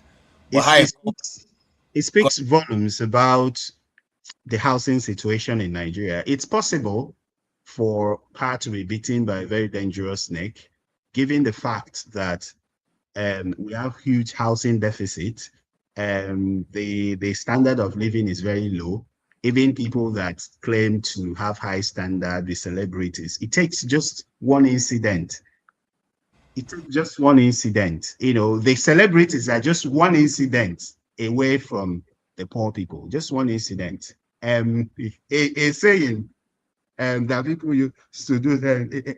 I think back then in Abuja, they used to say that a doctor is one salary above poverty level. That was back then, like more than 10 years ago. Now I think it's two salaries below poverty, many salaries below poverty level. So the so-called celebrities, the people that are enjoying, even the people that will not speak up because they want to grow their platform, they want to stand a chance of being hired by so and so. They are just one incident away from being that ordinary Nigerian that is at the mercy of whatever Nigeria, presents with. Thank you so much. Mm. Still, we're really informed. Thank you for that enlightenment. I'm Um, not informed of anything he said. He's very slow of what he's explaining. It's not deep in what he's saying, but I like him as a young man talking about he's nothing well informed. okay, thank you so much, also, Janaba. It's good. So back to the political issue, because I think John Abbas had some takes and opinions, which I fundamentally disagree with. I usually do not agree with some of his opinions. He mentioned Tinubu. He tried to give Tinubu a God status, to dress him in borrowed robes, and even Prof. Because sometimes they used to say in Christendom that a leader's sin is a leading sin. Because Professor Odinkalu is someone of high status, well celebrated, learned, respected. Sometimes when they take some of these positions, people may misread their intentions and tend to be led astray. Said he was giving credit to a certain Bola Tinubu for sticking to his political party. And we must need to give a context to some of these things. It probably would have been better for Nigerians if Tinubu had gone to the PDP or some other party. Maybe we wouldn't have this cancer we have today. Because when you look at it, you say, what exactly did they stay to build? What exactly did they stay to build? Did they stay to play politics? What I know politics as, what same people define politics as. Or did they stay to build a cult, a cabal that did you know the status of Lagos, like 20, 30 years ago? And do you know where Lagos is supposed to be now? Do you know where Lagos is supposed to be? Did they build a court to impoverish people and you call it, stability, being stable, not being a political prostitute? So you have to look at these things and you have to know that we have young people that are coming up. These people need to know the right things. I keep on saying it. What are we leaving for posterity? What kind of opinions? What kind of debates are we making? They are listening to us, they are looking at us, and we're trying to venerate some of these people. Oh, I give credit, this person has outsmarted this person, and we call it smartness. One blogger, yeah, that I've already blocked, he came up with this, how Tinubu outsmarted, and some of the things he listed as being smart are very, very criminal things. So we have to be very, very careful about what we say and what we pass on to the young people listening to us. So and then when you juxtapose Peter Obi's political history with Tinubu's political history, you look at Peter Obi was in APGA. What was he in APGA for? Was he in APGA to end himself? Was he in APGA to build a cult? Was he in APGA to use it as a bargaining chip for political whatever? He was in politics to contribute his quota to developing his state, to advancing the cause of his people, to providing his people with at least the basic amenities. All right. So when you are looking at this person, what has he done? He's remained in one party. What has he achieved with that one party? Has he elevated the socioeconomic status of his people, of Nigerians, by remaining that way? So why do you remain in one party? What are you building in that party? Okay. Now, wait a minute, just one more minute. Just one more minute. Okay. One more minute. Now, when you look at the political structure, the ecosystem in Nigeria, it takes a lot to sustain that party, to sustain your followers. You know the kind of politics we play in Nigeria. Where will you get the money? Are you going to use the money that we use to provide basic health care? Are you going to use the money that you use to provide water to the basic amenities for your people to maintain your political structure? I would rather that you move elsewhere and use the money for the good of the people. So we have that system where people have the principles to stay and then build that party to advance the cause of their people. Let us stop talking about this and that. And Peter Obi is somebody that Nigerians know his history. Nigerians know that he has moved from PDP, as you say, to ABGA, to this or that. And they still say, this is the person that we want. Nigerians know those things. You are not Mungo Park that discovered River Niger. Okay. You're saying that he's a prostitute. Nigerians know. And they're still saying, this is the person, this is the character we want to build Nigeria. I will just leave that for now. Okay, because you have spoken very well, I didn't want you to go, further. Yes. Please, please, please. I beg you. I know that my brothers are waiting, and I'm going to be very short in response to this because some of the things on talk, and then they talk over me, and they keep dragging. Now, let me tell you clearly, Peter Obi is entitled to whatever he does. That is his life, and this is my opinion, and this is on public record. And to you, the obedient, assured you. Peter Obi is not going to be in 2027. It's not going to be your president. The earlier you settle with it and take a P is better for you. And another thing is that those people who many and I have spoken that they invited him to Dallas here. Most of them that I told them that, oh, it's not going to stay in LP and all of that. They bet with me. I went to one of them, I don't want to mention their name, they are from political family here. I went to the place for some reasons, and he said, "You said so." Say, forget we come here and chat here and there. Another thing is that you can be obedient till you die. That is your own. You make a choice. But then the issue is that he's not offering you anything different. I would prefer Tinubu to die in the office than Peter Obi, because he is a party prostitute, is desperate. Desperate does not going to help us. And by the way, to say about my people that I don't speak for Benue people, I don't have to come here and speak. I'm not hypocrite. If I know what to do behind the scene, I do it. Speaking here, telling you what is going on there will not help the people of Benue. Benue people will fight. They have been there before, and they will still overcome this. And it's not a public thing. You are not rejoicing with them, or you are not happy. I don't think you are happy with the situation with them. But whatever the situation it is, we will overcome it. It's not a public opinion I have to speak. If I speak about it here, what does that one mean? I condemn it, but then what does that one? If I condemn it, then that solves the problem. So Benue people are resilient people that will overcome their issues. Thank you. Thank you so much. You were not here yesterday. There was a Benue man. We looked for you. We didn't see you. He's one of those who have been fighting the bull, has taken the bull by the horn. People look for you. I said, my brother Jonaba is not here, but I will represent him all the same. And I was able to ask the question that you would have asked. It's just that it would have been better if you were here, because everybody in the comment section was saying, where is Jonaba? I want him to be here. However, it's okay.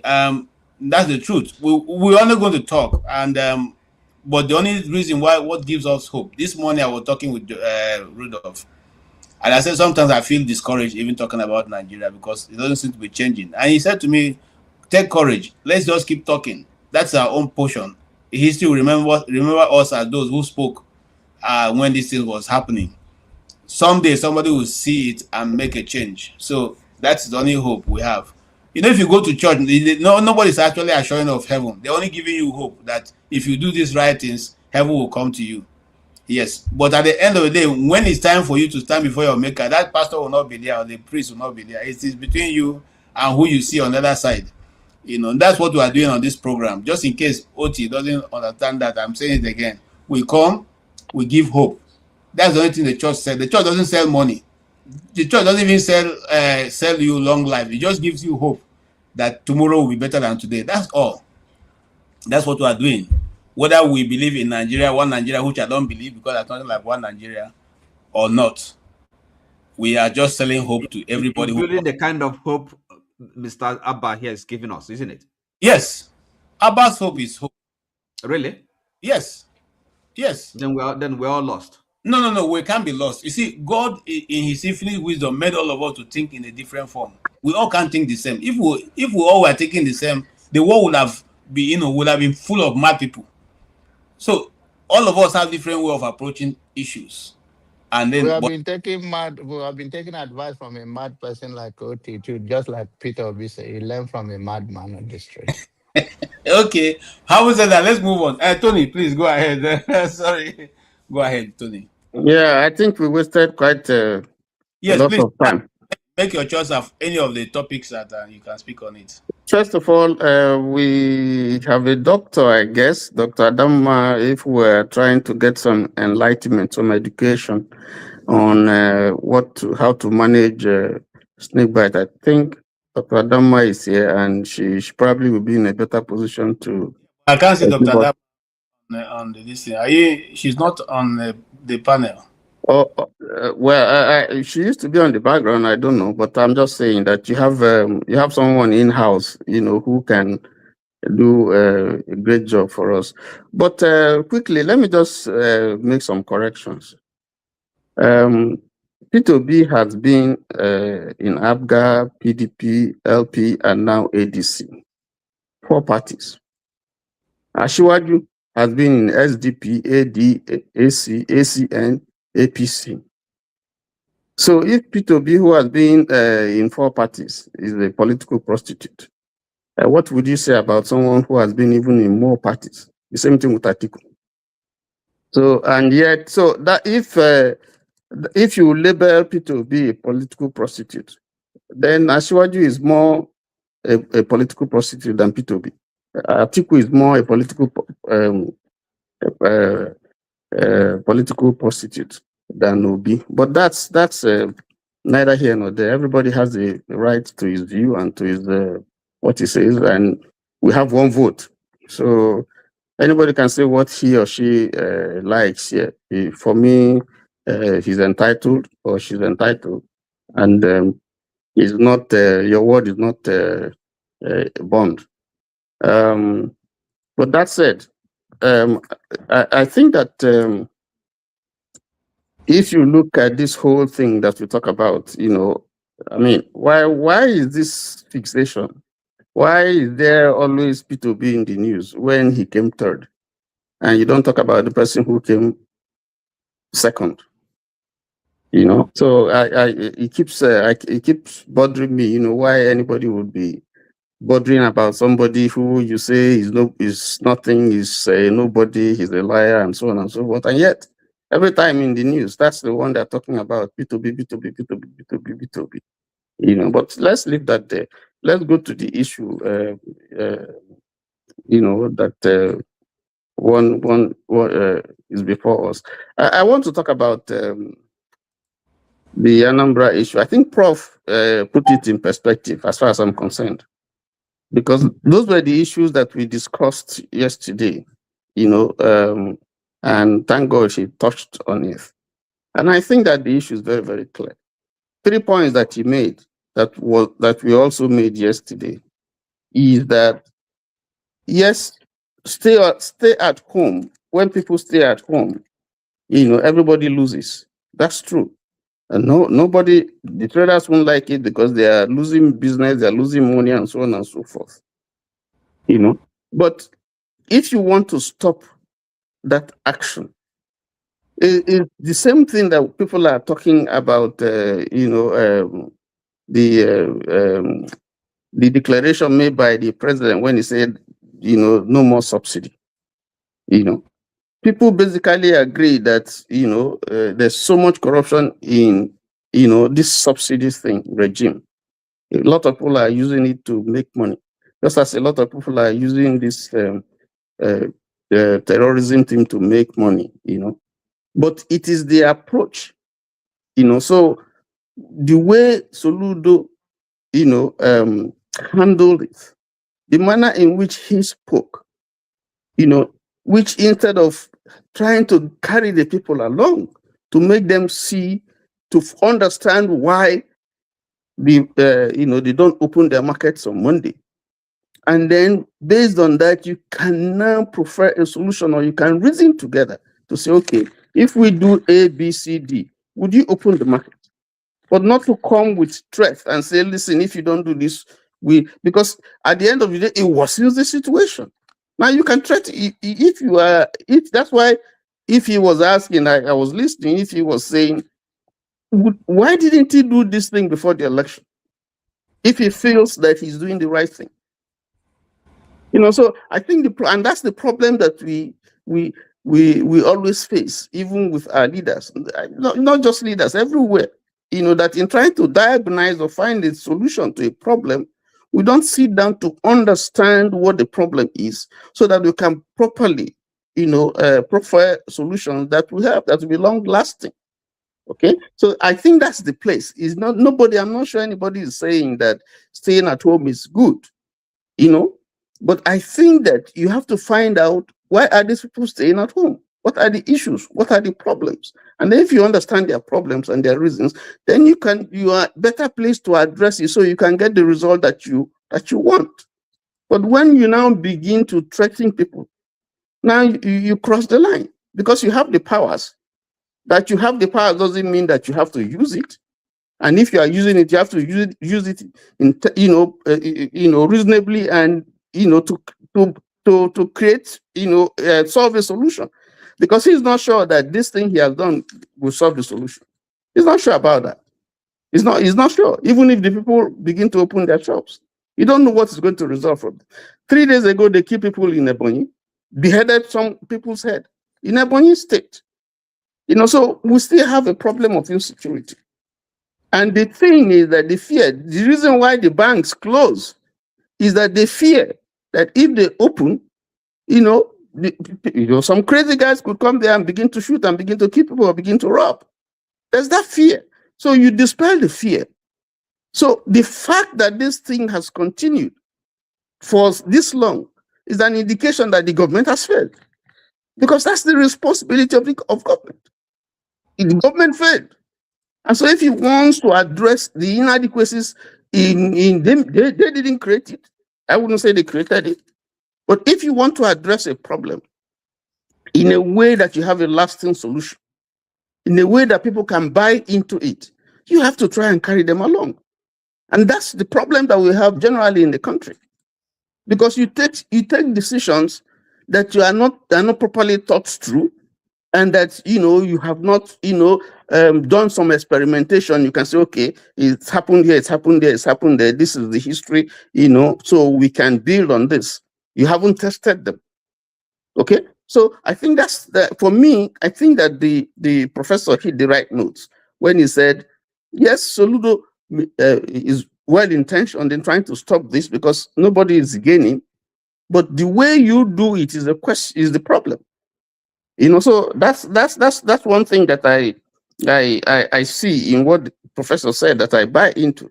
Then what other issues? There are so many other issues that he talked about that I can't remember now, but I just wanted to speak on that one. Thank you. Okay, thank you so much. Yes, Bro Chris, please comment make your comment or comment your opinion. Okay. Good evening, everyone, once again.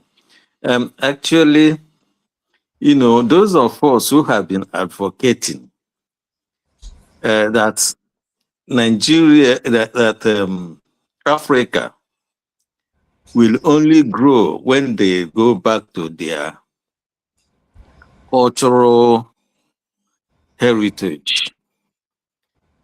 Because every society grows with her culture. Now, this is the reason why. That is the reason, we say these things because there are a number of issues that when we come here to discuss, you can never be, you can only see them manifesting, as a symptoms of lack of our culture. When I was growing up, there were so many snake bites. There were no a hospital for what is it called, snake venom or whatever. There are ways that our traditions culturally, used to take care of those things. But we have abandoned those things, and now we are depending on the Western system of medication. Now we are unable to meet up with that level the Western world put it on. So that's led to the death of this lady.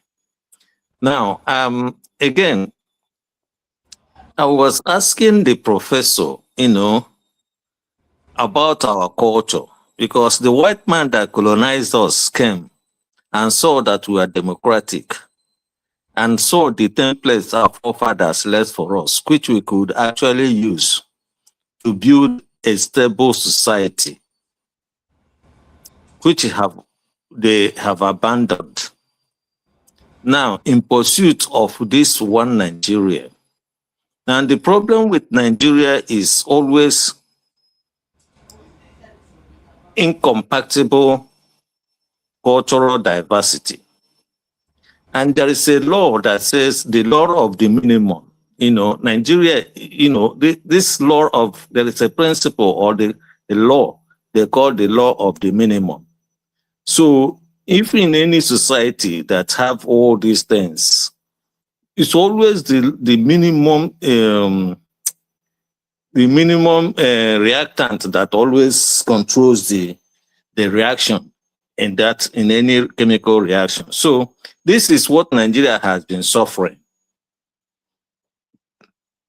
So in order to continue allowing that to, if we continue to allow this, then we start having problem every day that will never be resolved. Now, so I was asking him if Igbos will start discussing, how we could actually have self-determination that Nnamdi Azikiwe first canvassed in 1949. But in answering that, in some of the things he said, I found some contradictions. One is that he is saying that, the problem we have in Igbo land is the problem of leadership. But he also has not realized that the leadership was imposed by the system. So, and we, the Igbos, don't have control of the system. For instance, when he said to us that he knew everything that happened in the case of Imo State. So that shows that the system could actually decide who runs anything, irrespective of what we think. And any attempt by the people to hold account their leaders will always be resisted by the system. For instance, in the case of what is happening in Anambra today, the closing of the market, Soludo just got the second time, his second tenure. So he's now looking at himself as the next Igbo president, that next Igbo president of Nigerian president of Igbo extraction. But what he failed to realize is that Wanza Wawanku or the and that has been the problem of the Igbo elite. To me, this sit at home has a history, which most of us know very well. I personally know it very well. What Soludo did, it's unnecessary.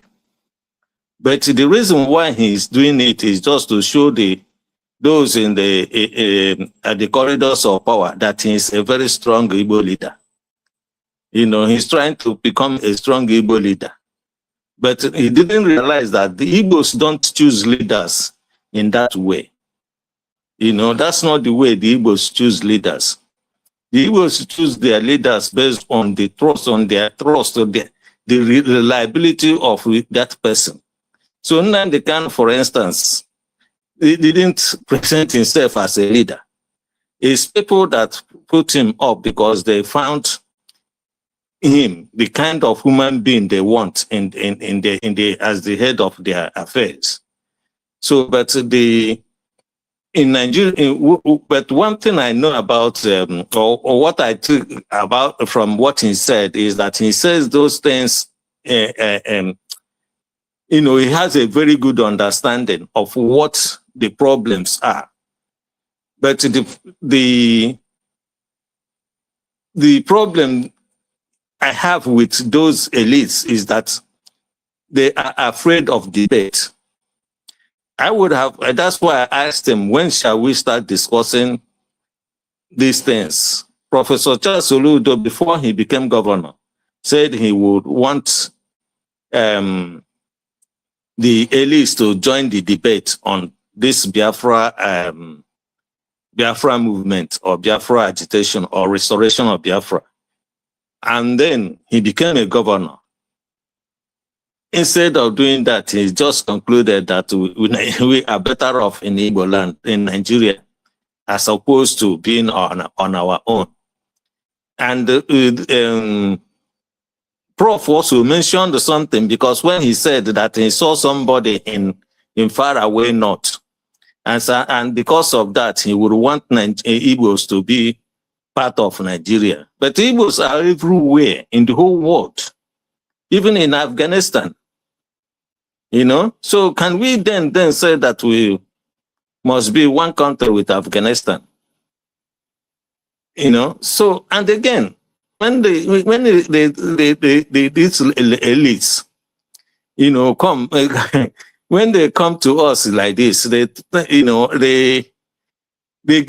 to tell us something but they are afraid of instituting a proper debate, a proper debate for us to come and discuss issues point by point, so that they can convince us that in a country where you have incompatible socio-cultural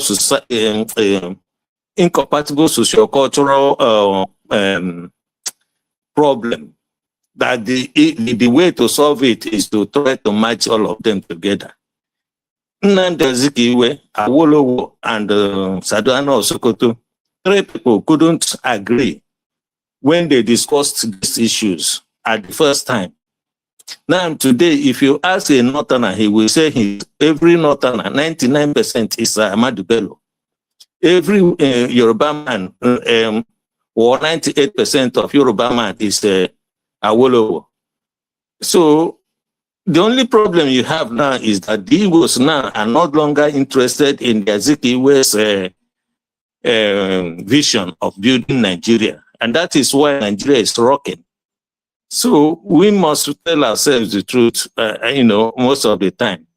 I want to say something on the issue of P2B, jumping from party to party. If there is a system, then there would have no need for P2B to be jumping from one party to party. But he's trying, I guess what he's trying to do is to go into into government to create a system. Okay, so that is why he wants to go into government. As for whether he will get it or not, it's not irrelevant to me, because actually I would rather not him have it, because that will be kicking the can down the line. But if he does, then probably he will he will kick Nigeria down the line. But Nigeria, whether anybody wants it or not, will never survive. Never. From the trajectory. Is this a country, if you go back, you say 2005 or 2004 was better than 2005. And this 2025 or 2005 was better than 2006. So there's always the trajectory of Nigeria is going down the drain, going down disintegration. The only 2 things I keep saying there are 3 things that are holding Nigeria together. 1, the hydrocarbon in the eastern axis. 2, the international interests, and finally, the Igbo elites that feel that they can fix Nigeria. These are 3 people that are still holding Nigeria. Thank you. Thank you so much. Ify.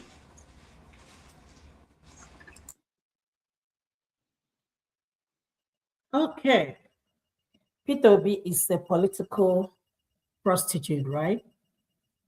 I agree. No doubt he is. But let the Igbos go. Let them go. I don't know why this is so hard. Will their political politician let them go. I don't have no problem who you want to support. I don't have no problem. It's just that being in a marriage and somebody said, I'm tired of this marriage. I don't want to be in this marriage. But you insist you must be married to the person. P2B only has 2 kids. Oseloka and Dada, they are grown. Ada is married with kids. Oseloka is in London. P2B is not fighting for his kids. They will be fine the rest of their lives. Tinubu is not fighting for his kids. His generation will be fine the rest of his life, their lives. Likewise, Mwike, all these politicians, trust me, none of them is less than, maybe Yaya Bello, maybe or Dodo might be the youngest. These people are set for life. But we are here, and this is the problem we have in this country called Nigeria: tribe and religion. The same thing we keep. Somebody was here, Kulata. P2B will never be president. Fine, P2B will never be president. What happens to Nigeria?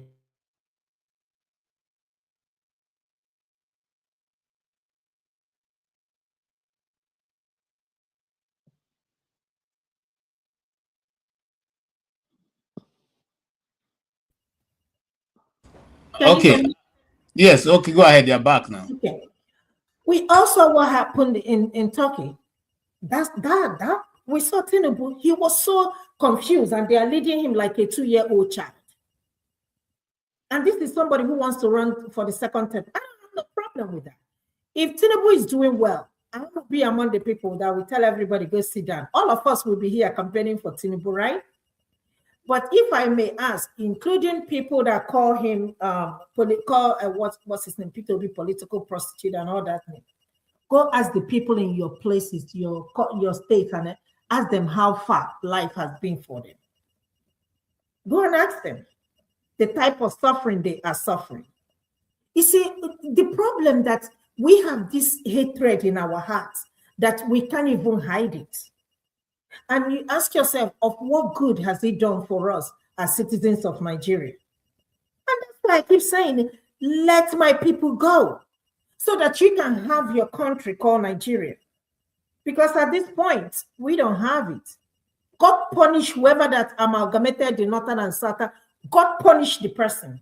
May God punish the person if there is anything like that. Let them go. Let them have their own country. But you can't tell me that you'll be here and say this person will never be president. We have seen the people that have been president. How far? This is why we are in the mess where we are today. Look at what Wike is doing in Rivers. All of us are here clapping for him. Agreement is an agreement. But we all live in diaspora. If P2B cannot move back to Nigeria, go and fix it. All of us here are young. Let's go move back to Nigeria. I've never seen hatred. I mean, you can just tell it in, I don't even know where to start. I don't have anything. I don't know P2B. I've never met him. But I promise you that P2B's children will be fine generations to come. But me and you, all of us here, our generations will still be struggling in the same country. I don't want to be part of Nigeria anymore. I personally don't want to be part of Nigeria. If we're going to be in this country with this hatred, there is no way we can move that country forward.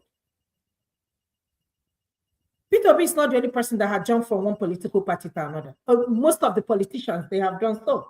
Wike doesn't even have a party. He will tell you he's in PDP. We all saw the buses he rolled out for Tinubu 2027.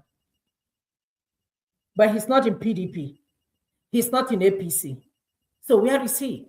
Most of the politicians, it's hard to find somebody who has been in one party in Nigeria. I don't know why everybody is talking about P2B. P2B did not win the election. All of you agreed. But why are you guys always, nobody, P2B is the most talked about politician in the history of Nigeria. Nobody talks about Tinubu. It's everything P2B. So if he did not win the election, why are you people still talking about him? If you did not steal the election from him, why are you people still talking about? Why is he relevant? Make him irrelevant, period. If you don't like him, make him irrelevant. You people refuse to make him irrelevant. Every day you people come here and you talk about P2B, the hatred you have for him. Nigerian media, P2B. Sometimes I don't even remember that Atiku is even still alive, to be honest with you. So why are you calling him? If he's not relevant, there is something special about him that people cannot stop calling him.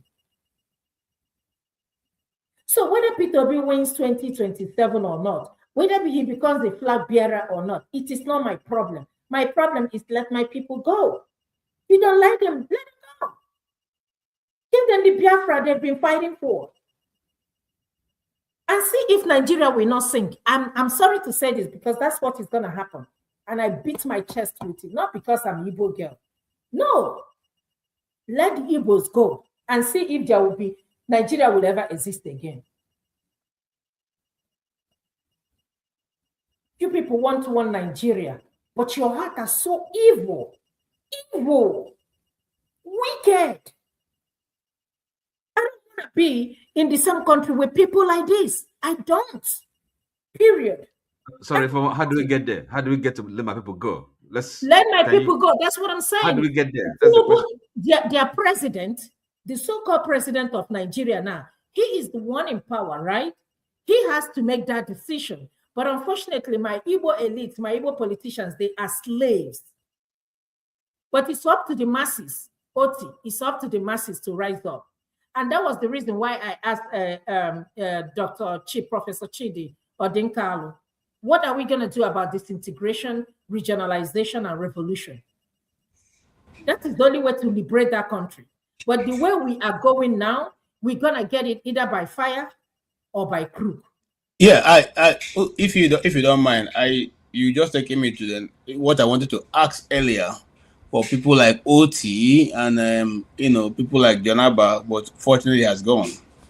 In concluding the state visit to Turkey, the Turkey president was making a speech and referred to Nigeria as the Islamic Republic of Nigeria, while outlining the agreement that was agreed. Now, the agreement we don't have privy to it, but even in the address, that is in the communique issued, referring to Nigeria as the Islamic Republic of Nigeria, and the president of Nigeria sitting there didn't say anything about it. What do you see? I think the division is going to come quickly and faster than we all think about, because are we as Christians going to keep quiet and accept to be rolled into an Islamic state without even our consent, or are we going to do the same thing that our forefathers did? They amalgamated the nation together and nobody was asked any question. What do you say, or what do you think is about to roll out again in our own faces, our own very faces? Okay. No, by the way, not you. I want if you to conclude, then you come. We will do John Bosco before we come to you. Bob Chisco. No, I wanted to ask you from a question, and even Chris, from what they were said, I mean, just before I forget what I wanted to ask them. Yeah, go ahead. Okay, please make it short. Please, let just be a question. Not a sentence. Look, you see, I like to ask people questions and interrogate issues. It's another point so that we have understanding. Okay, there's no point just talking without understanding. Now, if Omar asked, there's a question he asked Prof. I think to the effect that maybe I'm not sure. Maybe if Obi wins the election in 2027, or what's going to happen, or maybe. But I think so my answer to her is this. So don't you suppose, because you talk about letting my people go, you see, we have to get there somehow. It's not by magic. It's not by wishful thinking. I understand. So don't you think if a president that is that is actually well-intentioned, that president can actually engineer the process of this, call it balkanization or restructuring or whatever, let my people go. It's not going to happen by magic. Okay, so there has to be some process. And sorry. And that's why I said revolution. No. Look, excuse me. Revolution is not. I mean, you see, this revolution we talk about it doesn't happen as we imagine. Okay, it's not. It's unpredictable. That's what revolution. Excuse me. We don't know. You can't predict the outcome. Forget about it. If we can achieve it by some process, that's Nigeria what we should be. Is on the verge of disintegration. It can happen anytime because people are fed up.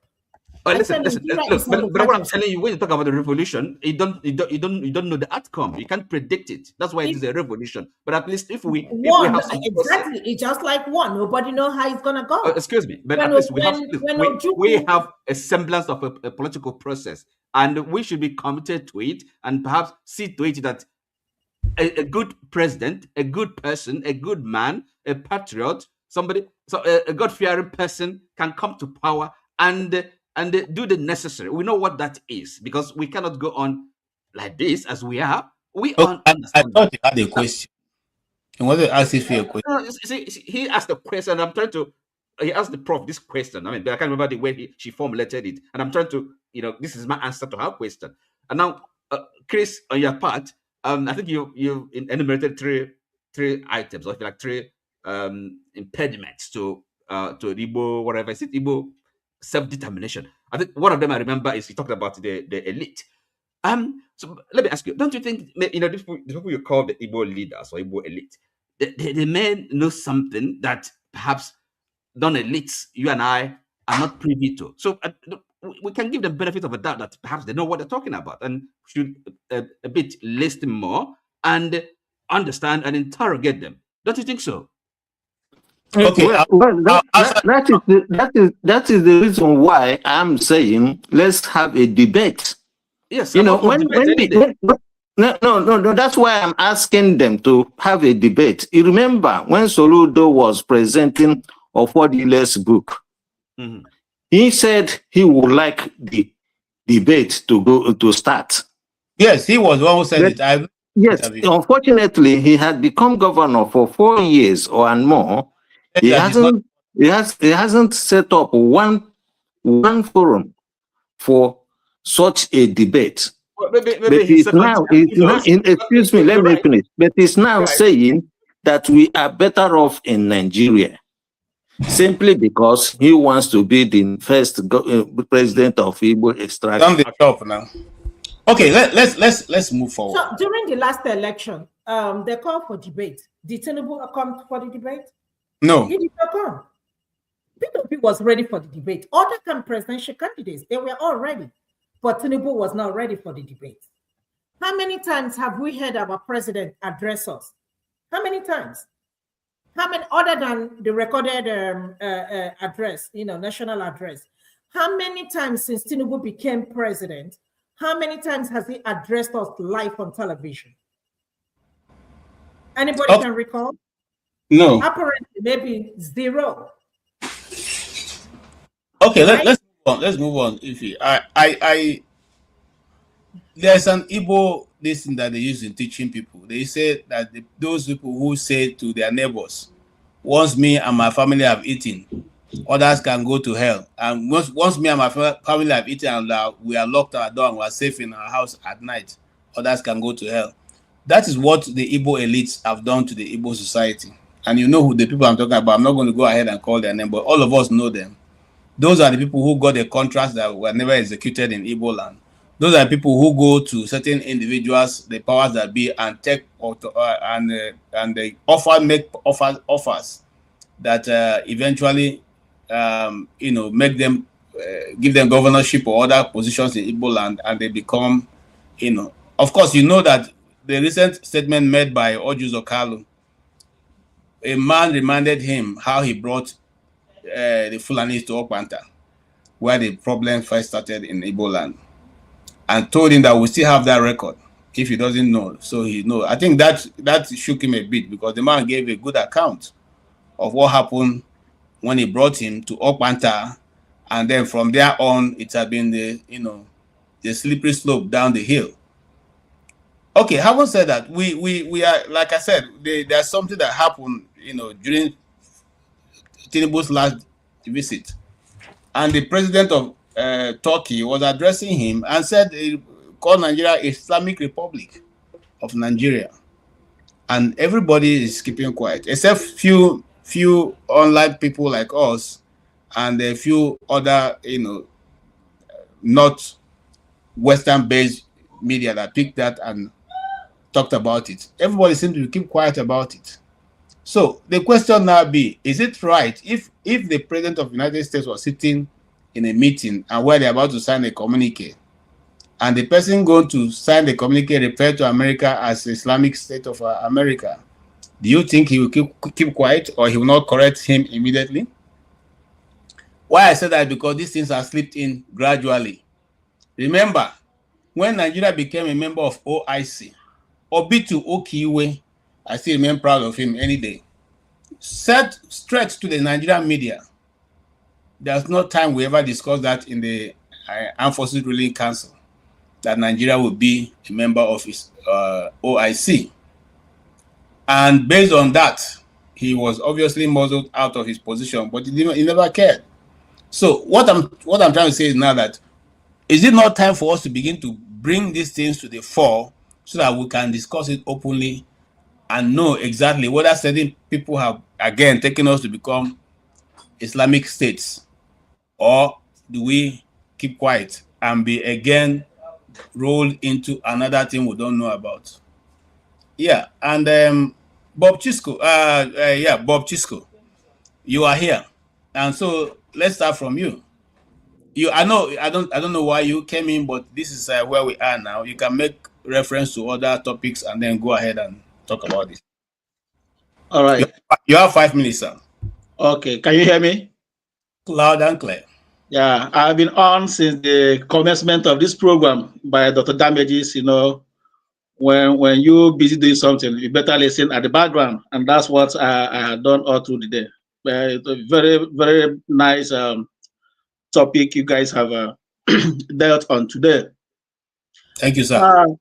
I want to briefly talk about the lady that died yesterday. In fact, I was weeping in my heart when I read the situation through how this lady passed on, you know, and the worst case scenario being that she rushed to the hospital, and from the stories out there, no hospital was able to give her a treatment because of unavailability of venom, snake anti-venom, you know.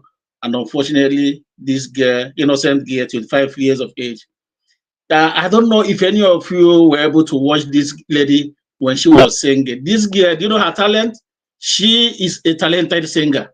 I was watching her sing the clips released on Facebook. Oh my! If you watch this girl singing, you cannot but cry for her departure.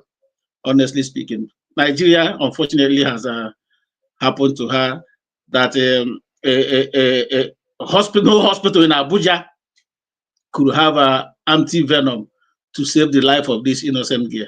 And so many Nigerians have died, just died untimely, you know, over situations that they shouldn't have died. This girl has just, within 24 hours, this girl is now in the mortuary. It's very, very unfortunate. May her beautiful soul rest in peace. Amen.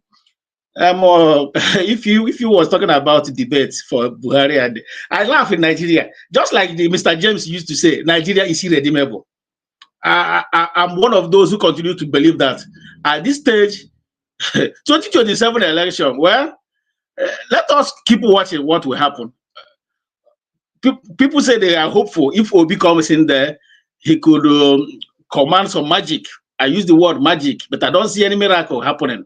You know, insofar as we continue to ride on that dirty constitution. How can you tell me prior to 2015 election, the criteria for a president, a primary school certificate? Primary school certificate. Some northerners will even tell you, even if Buhari has NEPA Bay, that NEPA Bay could qualify him to serve as a certificate to become a president of a country. That goes to show you that Nigeria, as long as we continue to present our worst, people who feel they have money or they have people to front them, Nigeria can never make headway. Go to the social media. What is going on social media today? What you hear some certain parts of this country saying is, even if Obi does whatever, even if he has the best qualification, Obi, an Igbo man can never be the president.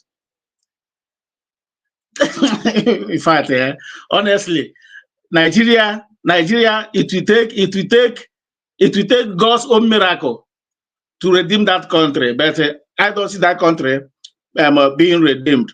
Then look at our president. When I was watching him in Turkey a few days ago, I was the first day I saw that clip, I was looking for a place to hide my head because I was ashamed. Some group of guys, because I live in Wisconsin here in America, some people who were having some drinks, they said, "Oh, look at Nigeria. We saw your president. He fell down." I was ashamed of myself. I was ashamed of myself. How can our president, the man was completely disoriented. He didn't know where he was. Erdogan was moving right. He was tilting towards the left. and he lost his balance and fall. And some people will say, oh, why are you laughing at your president? Why wouldn't we laugh at our president? Is he the best qualified to be the president of Nigeria? When we have thousands of capable hands. And some people will tell you, even if Tinubu is bedridden, he must complete his 4 years. Yeah, making it 8 years. Can you imagine? Can you imagine? When APC by now should be shopping. If there are good people left in APC, the best thing for them now to be doing is to begin to shop for a replacement for Tinubu, because that man, from every indices we have seen, that man cannot lead Nigeria in the next 4 years. Otherwise, he is taking Nigeria to the abyss. He's taking that country to the abyss. You know? So let us keep watching. Let us keep watching. Any miracle that happens that to salvage that contraption, we wait to see. Yeah. Thank you, my brother. Let me just leave it for now. Yeah. Thank you so much. We are over 130 people right now. Please, can you just press like? Just press like. We're not saying give us more. Just like it so that others can be invited. And we also want to grow our numbers. So if you're not subscribed before, please subscribe. That's the only way we can keep the channel running open. Go right away and like it now so that those numbers can go up. Two things that it does: it allows them to post this to many more people, and then so that they can also join. Okay. Okay. Thank you so much. Every other person, please, you have not if you are whether you're on the guy who said that my tie is like a Fulani cutlass. Please go and like it. Not only to tell me my tie is like Fulani cutlass, go and like the program, and so that your friends can equally get it, so that I can come and look at the guy who has the Fulani cutlass tie. Okay. KJ, yes. Sorry. Bob, and again, like I said, I don't have anybody. I don't care who the president is. It's even when they're saying Muslim, and I don't care. All I care is somebody who is competent. But as of now, Tinubu is not competent.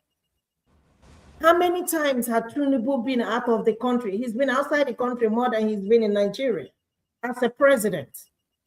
Every time he's going to the hospital, must you grab the power? Must you hold on to it? You've done 4 years, literally 4 years, and 4 years of nothing. I listened to Aisha Yusuf. Aisha said that she never in her lifetime believed that somebody would be Buhari would be better than Tinubu. Can you imagine we saying that Buhari is better than Tinubu? Can you ever imagine that we will ever make that statement? A lot of people are saying, bring us back to Tinubu's era, Buhari's era. Can you imagine?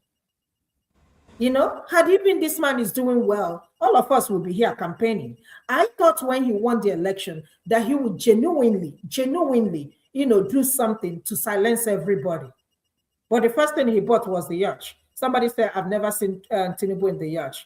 He bought the private jet. The private jet is for him to travel in and out. When he leaves more than the supposed time, and he feels like it is time for him, according to the constitution, to hand over to Shetima, he will be back in the country, stay a few days, and leave again. And people are buying every day. People are suffering every day. The minimum wage is 70,000 naira. Each and every one of us here, all of us sitting down here, cannot even do anything with 70,000 naira if you go to a grocery store. We are talking about literally $40 a month. Tell me, what do we do? Is he going to buy one bag of rice? Is he going to buy beans? But these people are busy getting their kids ready. Likely, Seyi Tinubu might run for Lagos State governor. And Wike is ready, getting his son. We all see him everywhere he's going. He's going with his son. And David Umahi is already preparing his son, bought the chairmanship, local government chairman, this thing form. Where did he get the $13 million to buy the form? Oju Zokalo's daughter is an ambassador. What are we even talking about? Is that how to do politics in a civilized country? What are we even talking about? Somebody's got telling me Peter Obi is a political prostitute. And I'm asking all the leaders or all the past presidents that we have had in the past.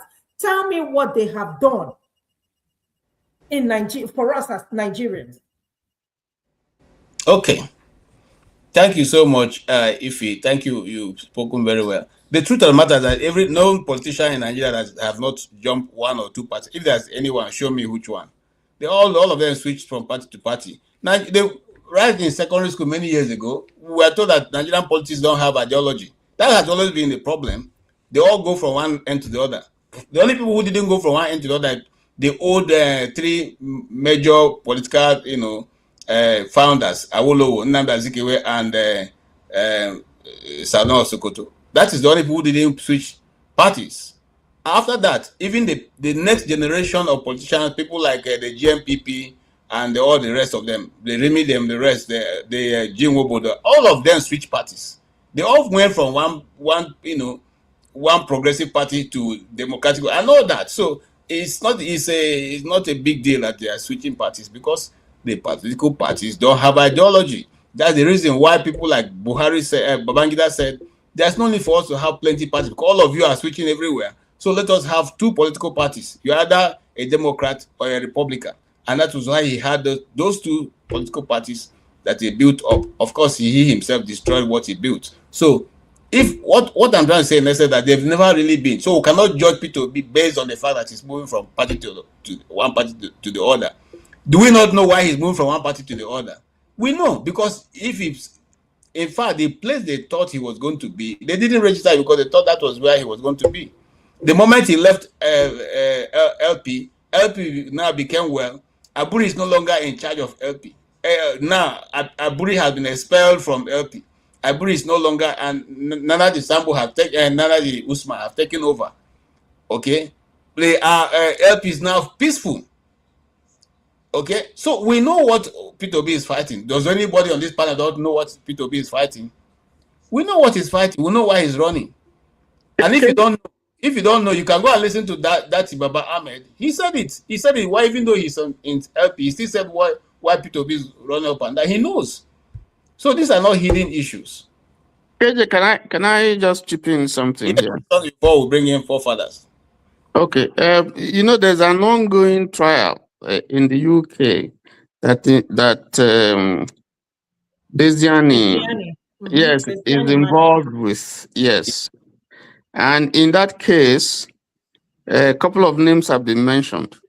One, Ibe Kachuku, Ibe Kachuku, who was the minister.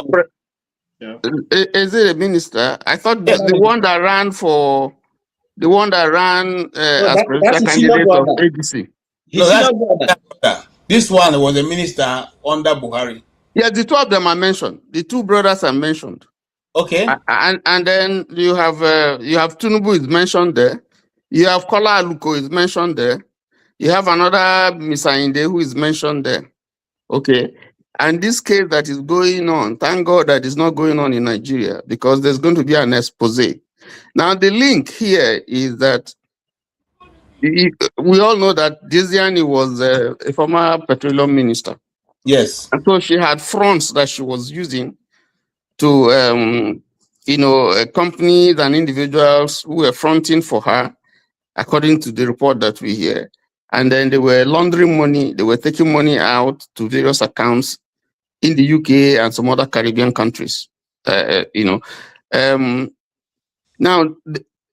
Aluko, who is one of the main person, doing this stuff, had bought a property in the UK, which the federal government, with the laundered money, which the federal government at the time went to court over, and were trying to get the court to forfeiture of that property to the Nigerian government. The case went on. The Nigerian government spent money. That was during Buhari's period. And then when Nigeria was almost winning the case, and I think they did win the case, suddenly the Attorney General, now decided that Nigeria was no longer interested in the court case. And before you knew it, that property was bought by an offshore company belonging to Chidi Tinubu. And that property now became the private property of the Tinubus. That's where the president stays when he goes to the UK.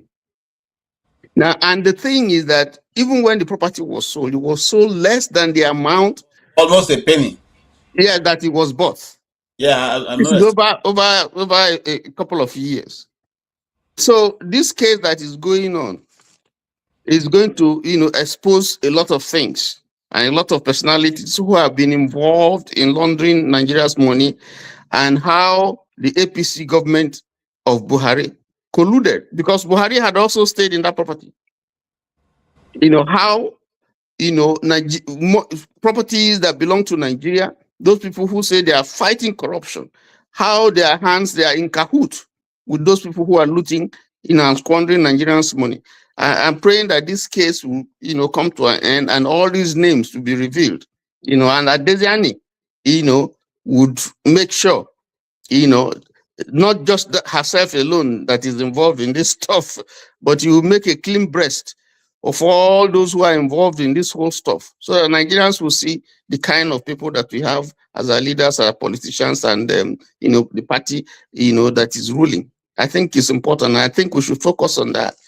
Focus on this case that is going on, because if it's Nigeria, forget about it. It will just end up like the Buri case in Nigeria. But when it got to the UK, justice was dispensed. So that's what I'm hoping, that this is another big scandal of how our monies have been used, and how the federal government, at some point is in cahoots with those who are making Nigeria and the economy dry. Let me stop there. Thank you so much. I agree with you totally, and I'm looking forward to that case. The Igbos have a problem that when you chase a small chicken, you go chase them till you chase and go reach where the owner go catch you. So now it's left to Desian and Alice Madeke, who I've always liked. She's very brilliant. To bring out everybody's leg.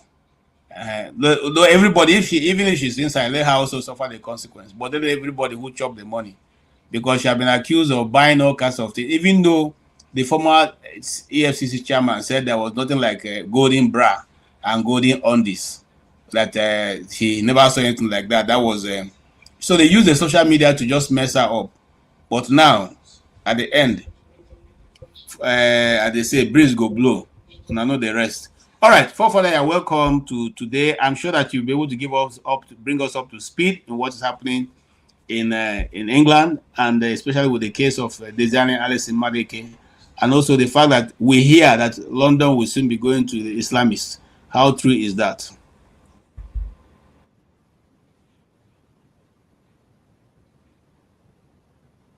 Okay, we can't hear you, Father. You are muted.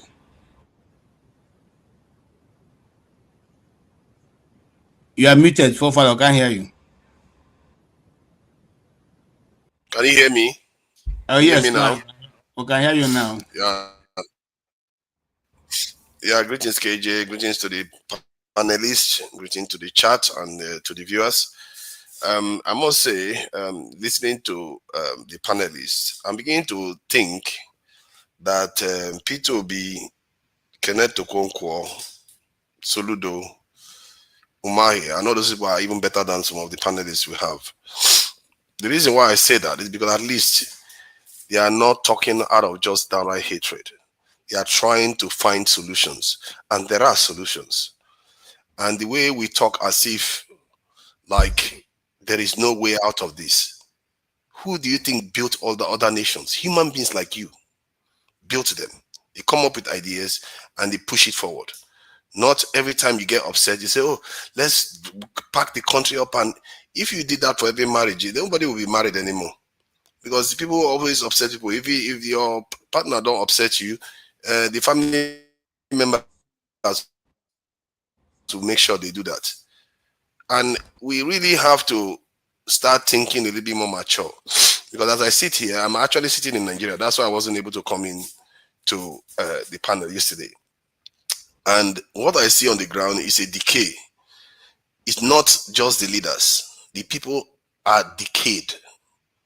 They don't understand what it takes to even run a society. Everybody is doing the same thing. If you think Tinubu is the problem, elect another person, you see the same thing show up again. You have to have somebody that truly understands this. In the closest to good leadership that Nigeria came to was the first Buhari government. I don't know about Gowon or Murtala Mohammed. I wasn't around then, so I cannot tell. But the closest we came to actually cleaning our street, taking care of our belongings, making sure we get to work on time, do some of things, it was the first Buhari government. Because if you look at Nigeria today, it looks like a dump. Everywhere rubbish. Nobody wants to do. I don't know what they say that the work that they are doing in Abuja with all the connecting roads that Wike is working on. But materially, I don't see much of a difference. I was here a year and a half ago, and I'm here now. I don't see much of a difference on the ground. The place is still as rubbish as it is. Even the best roads I would like to say that is great in Abuja, it's not that good. It's really not that good. You see the drainage system and all. It's like, who built these things? Why do we live like this? And there's one Nigerian that is based in the UK that makes a video about Nigerians and highlights some of all this. And he's right in many cases. The last one he made was Nigerians parasites. He literally cost Nigerians, and most of the cost is actually accurate. He talked about how we fill the prisons overseas, we wreck our countries, we play tribalism, and it is true. That's all we do. Ghana is running circles around us. African countries are running circles around us because we keep playing this silly game. Instead of finding solutions to make things better, we keep thinking that let's tear the whole place up as if that's going to solve your problem. It won't. It won't. That's the truth. Was it not Kenneth Okonkwo that said that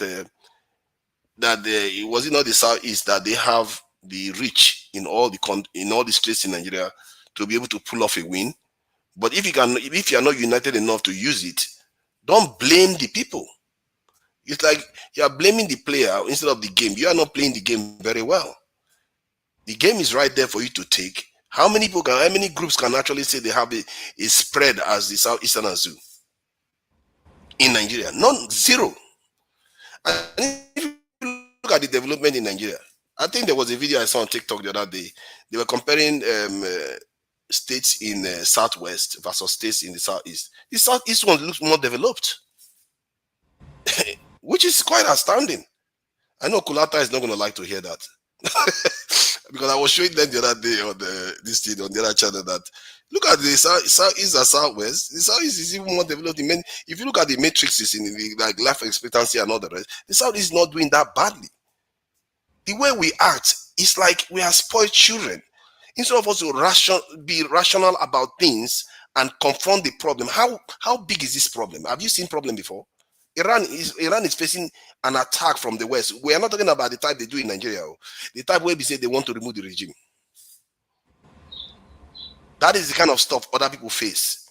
If the existential threat, you've never faced existential threat where you know that the people that are coming, they are either coming to finish you all.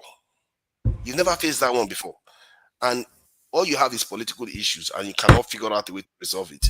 I think God has not favored you. God has favored you, but you refuse to take it while you can. Because other people will take that problem and fix it. And many African countries have done it, by the way. That's where the shame has even become worse. Have you guys saw I Show Speed? Prophet, as you are born again. Prophet, as you are born again, you are really hitting the nail on the head. Thank you so much. Thank you. So you saw I Show Speed. You saw Nigeria, how Nigeria look unprepared. It's almost as if we have amnesia. A son, probably one of the people we sold into slavery, came back 400 years later. We were not even prepared. Instead, we shamed ourselves, begging for money. Show me love. Show me love. Then we start demanding money from somebody that is giving us money for free. The guy offered 50,000 naira, offered $1,000. The guy refused. He give me 10,000. Give me 10,000. What is wrong with us? Look at our streets. We wreck it. We actually wreck everything. Nigeria is one of the freest countries in terms of wrecking the environment. If you try that in the West, many of us will go to the West. We don't do that too. We don't do that. Because you know, the moment you do that, they will carry you and they will fine you. And before you know it, you start losing money. But you come to Nigeria, you want to throw rubbish everywhere. So some of the things I see in this country, it's very clear that we as a people, there's something seriously wrong with us. If you go to some part of Abuja, you think it's a village. And I know Wike visited all these places because as a FCT minister, he must have visited all the FGAs. And he will see these things and he will live with them like that. And it's not only the fact that it looks like a village, it's dirty. Dirty to the extreme that you can't even organize people to clean up your roads properly.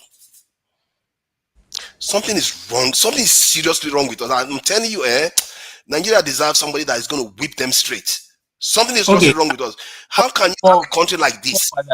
I don't want to stop you, but you are going on and on and on. And I'm trying to understand where you're coming from. You have touched on many issues. I would just like to, and a lot of people touch on those issues, especially when it has to do with the Southeast. And by the time I speak now, they say I'm being tribalistic. But you see, majority of what happened in the Southeast, they are through community and personal efforts of the people of the Southeast.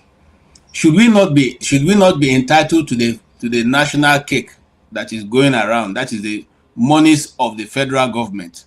Should the Southeast not be part of it, or is it because we are self-help people, so the national budget shouldn't include us?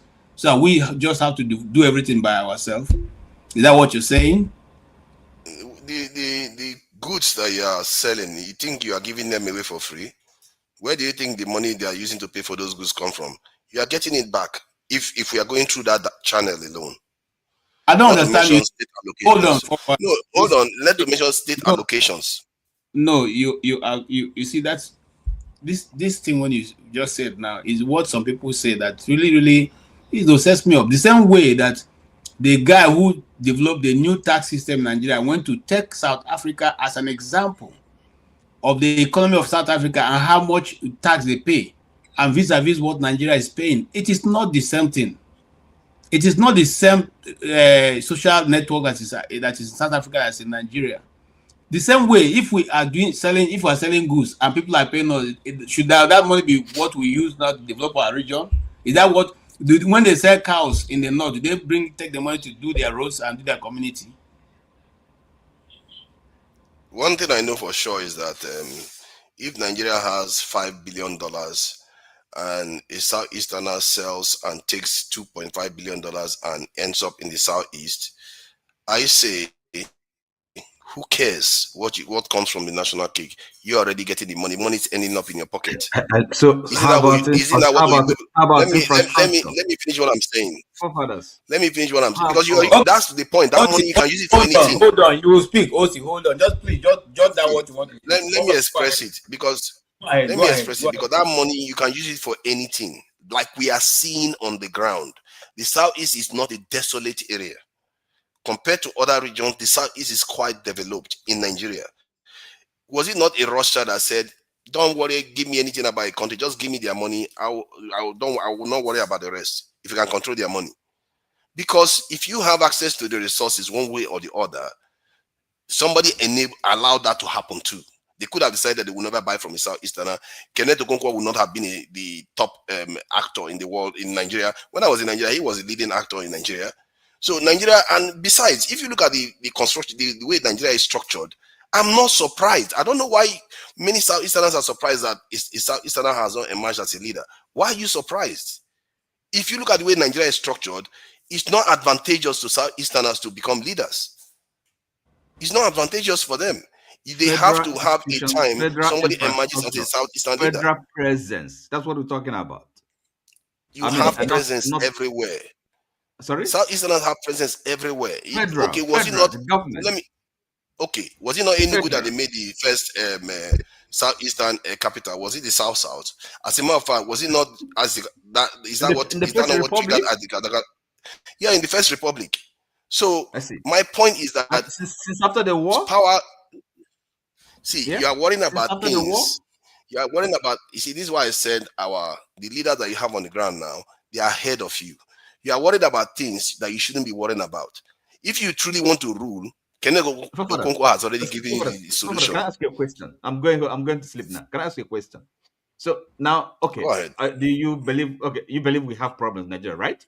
major problems, right? Big ones. Like some people even believe that Nigeria is already a failed state. So how would you go about fixing it? What concretely? What shall we do? It's Don't very beat about the simple. bush. Yes. What shall we do? It's very simple. It's very simple. You Go have ahead. like-minded people, and you secure the country and make sure we stop losing money up to $50 billion every year due to insecurity. That's the first economic and security investment I will make. Secondly, you enforce law and order, build your prisons, and this thing incentivize the judiciary to do their job and actually discipline them. If they screw around, they should pay for it, because the judiciary has to do their job.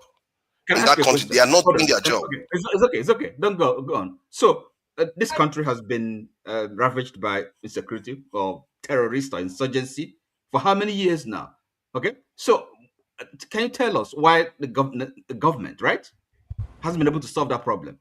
It's insecurity you talked about. The first thing you mentioned, insecurity, and this country for over 10 years, over a decade, has been, dealing with, bedeviled by insurgency, insecurity. Okay, with all the resources, with its military and resources, it cannot deal with that. So how do you explain that? They are What not more can you doing do? it because they don't feel they have the permission from Okay. foreigners to do it. They say it all the time. Sorry. Sometimes I like to listen to you, but you don't sound to be. You don't appear to be You serious. ask me a question, I'm Are answering we like? Are directly. we stupid? There are sorts of things you listen to. You just wonder what is going on. Come on. Let's look. With everything that is going on, with all the commentary, with what people are expressing and feeling and happening in our presence, and then you're saying these things are just, oh God. You The think solution is staring at you right there. If you ask me for a solution, I just reeled out two, and you wouldn't let me go forward. If you want the solution, if you are ready to listen to the solution, fine. But if you are not ready, you can carry on complaining and let's do the gnashing of teeth till the kingdom come. Then other people will actually go ahead and transform the country or perish us one way or the other. Because there will be judgment eventually. You can't escape it. You hide, you dodge, judgment will come nonetheless. Okay, Fofala, can you go ahead and round up so that we can equally move on to? Gentlemen, Okay. I gotta go now. I think. All right, thank you so much, OT. We really enjoyed your contribution. Thank you so much. Have a good night. Okay, Fofala, round up. So, I'm just trying to describe what I see on the ground in Nigeria.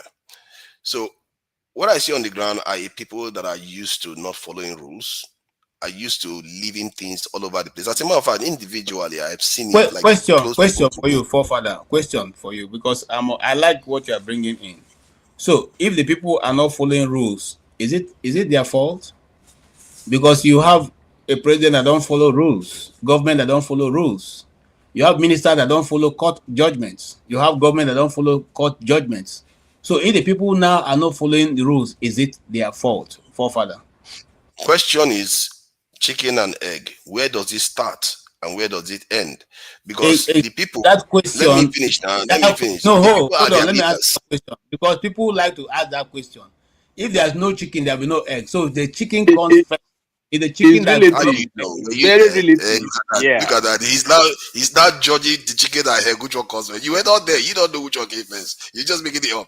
See, the point I'm saying is that when you elect leaders, you elect leaders based on your sensibilities and everything, and some of them they will give you bribe and you elect them like we do in Nigeria. Then those leaders go and repeat the same thing. They don't hold the people accountable at all. So the question is, where do you start? Personally, when I'm here, I don't like what I see. I actually take my own action, do my own bit. If people like me end up in the corridors of power, we know what we're going to do.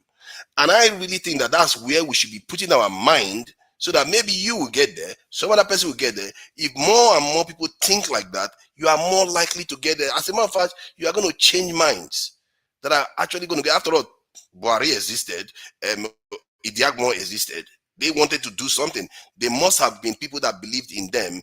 That's why they had the gall to go there and do what they did. But they didn't last a year and a half. They didn't last long enough. I remember in Port Harcourt, during that time, they were painting houses, planting flowers, cleaning the streets, sanitation. The places were clean. But we've completely lost that. Like, it's like Nigeria doesn't have leadership at all. They just keep building random infrastructures left and right. Even BGC, Asokoro area. If you go to Asokoro areas, you still see rubbish everywhere. It's like, why are we like this? We have to figure out a way to stop it, because when I look at it, it's from top to bottom. There is no difference. Everywhere you go, rubbish. And they are comfortable with it. They think it's normal behavior now. And I don't think that's how we used to live before. Something has changed in us, something has broken in us, and we don't even have memory of who we used to be anymore. We don't have anything, because all we keep doing is arguing about tribe, arguing about religion, arguing about things that don't truly matter, while our lives are busy being impoverished. Some people are doing better than others, but what I see on the ground, it really, really bothers me. If you look at even power supply, zero improvement from where I went from. Since I came to Abuja 8 years ago, it hasn't improved a single jot. And this in broadband hasn't improved a single jot. Now I'm trying to find a way to get proper broadband. I don't even know how this thing is working now. I really don't know. I couldn't get on yesterday at all. Zero. It's a throw of the die. Papa, you just got back. No, I'm still there. What are you talking about? I'm still in Nigeria. You think I'm? You're in Nigeria with this your background. Oh, look at that! Look at that! Look at that! You think a computer don't work in Nigeria anymore? We are not that poor. Where background is not going to work anymore. It's image background. It's just image background. No. I didn't hear you. I didn't hear what you said. I was just responding to on the lighter note. Yeah.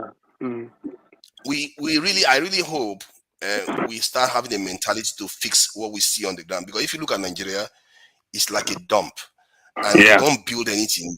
We just seem like anyhow people, and I really feel sorry. If you look at our women, you look at their children, I really feel sorry for our people. It's like there is no true leadership to channel them.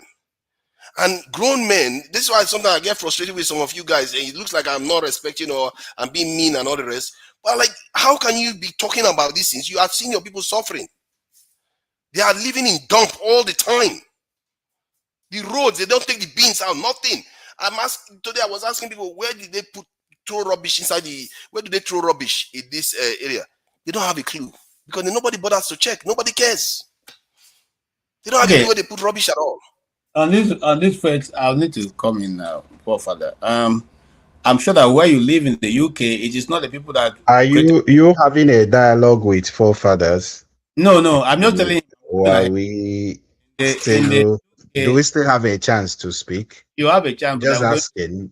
I'm going to. If we don't, then I can go to bed. But if we do, please give me a chance. What are you going on? How many days do I end up in Nigeria? I'm in Nigeria. That's why they are listening to me. I have more credibility than they do right now.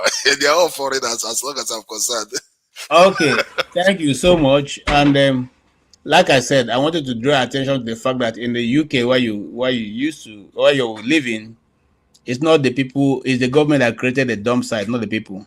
And that social service is provided by the county or the area in which you live. It's not, again, the people that provide it for themselves. So the lack of planning on the part of the government should not now become a problem that the people are being insulted on, based on the fact that. Did they tell people to drop rubbish on the ground? They don't Did they teach them that? Grown men dropping rubbish on the ground left and right. You are visiting Abuja. I lived in Abuja for more than 20 years. They don't have anybody who comes to clear the site. They used to have dump trucks earlier on when Nigeria was too good. They're no longer available. Now it is go. Answer me this. How about marketplaces? So government is supposed to take care of marketplaces to help them clean their marketplaces and organize their generators, where everybody will pack generator and blow up the whole area. They can't even organize a marketplace. The marketplaces who do the best they can. Forefather, you can tell me about in Abuja that I don't know about. The people do their business because there's nobody helping to coordinate it. Everything you see in that market is the people that pay for the services. But they can be more organized. They can be more organized. Well, I don't know what you mean by more organized. You want me to say, okay, next time I will take pictures so that you see what I'm talking about. You are still there. Things market people can organize and clean up.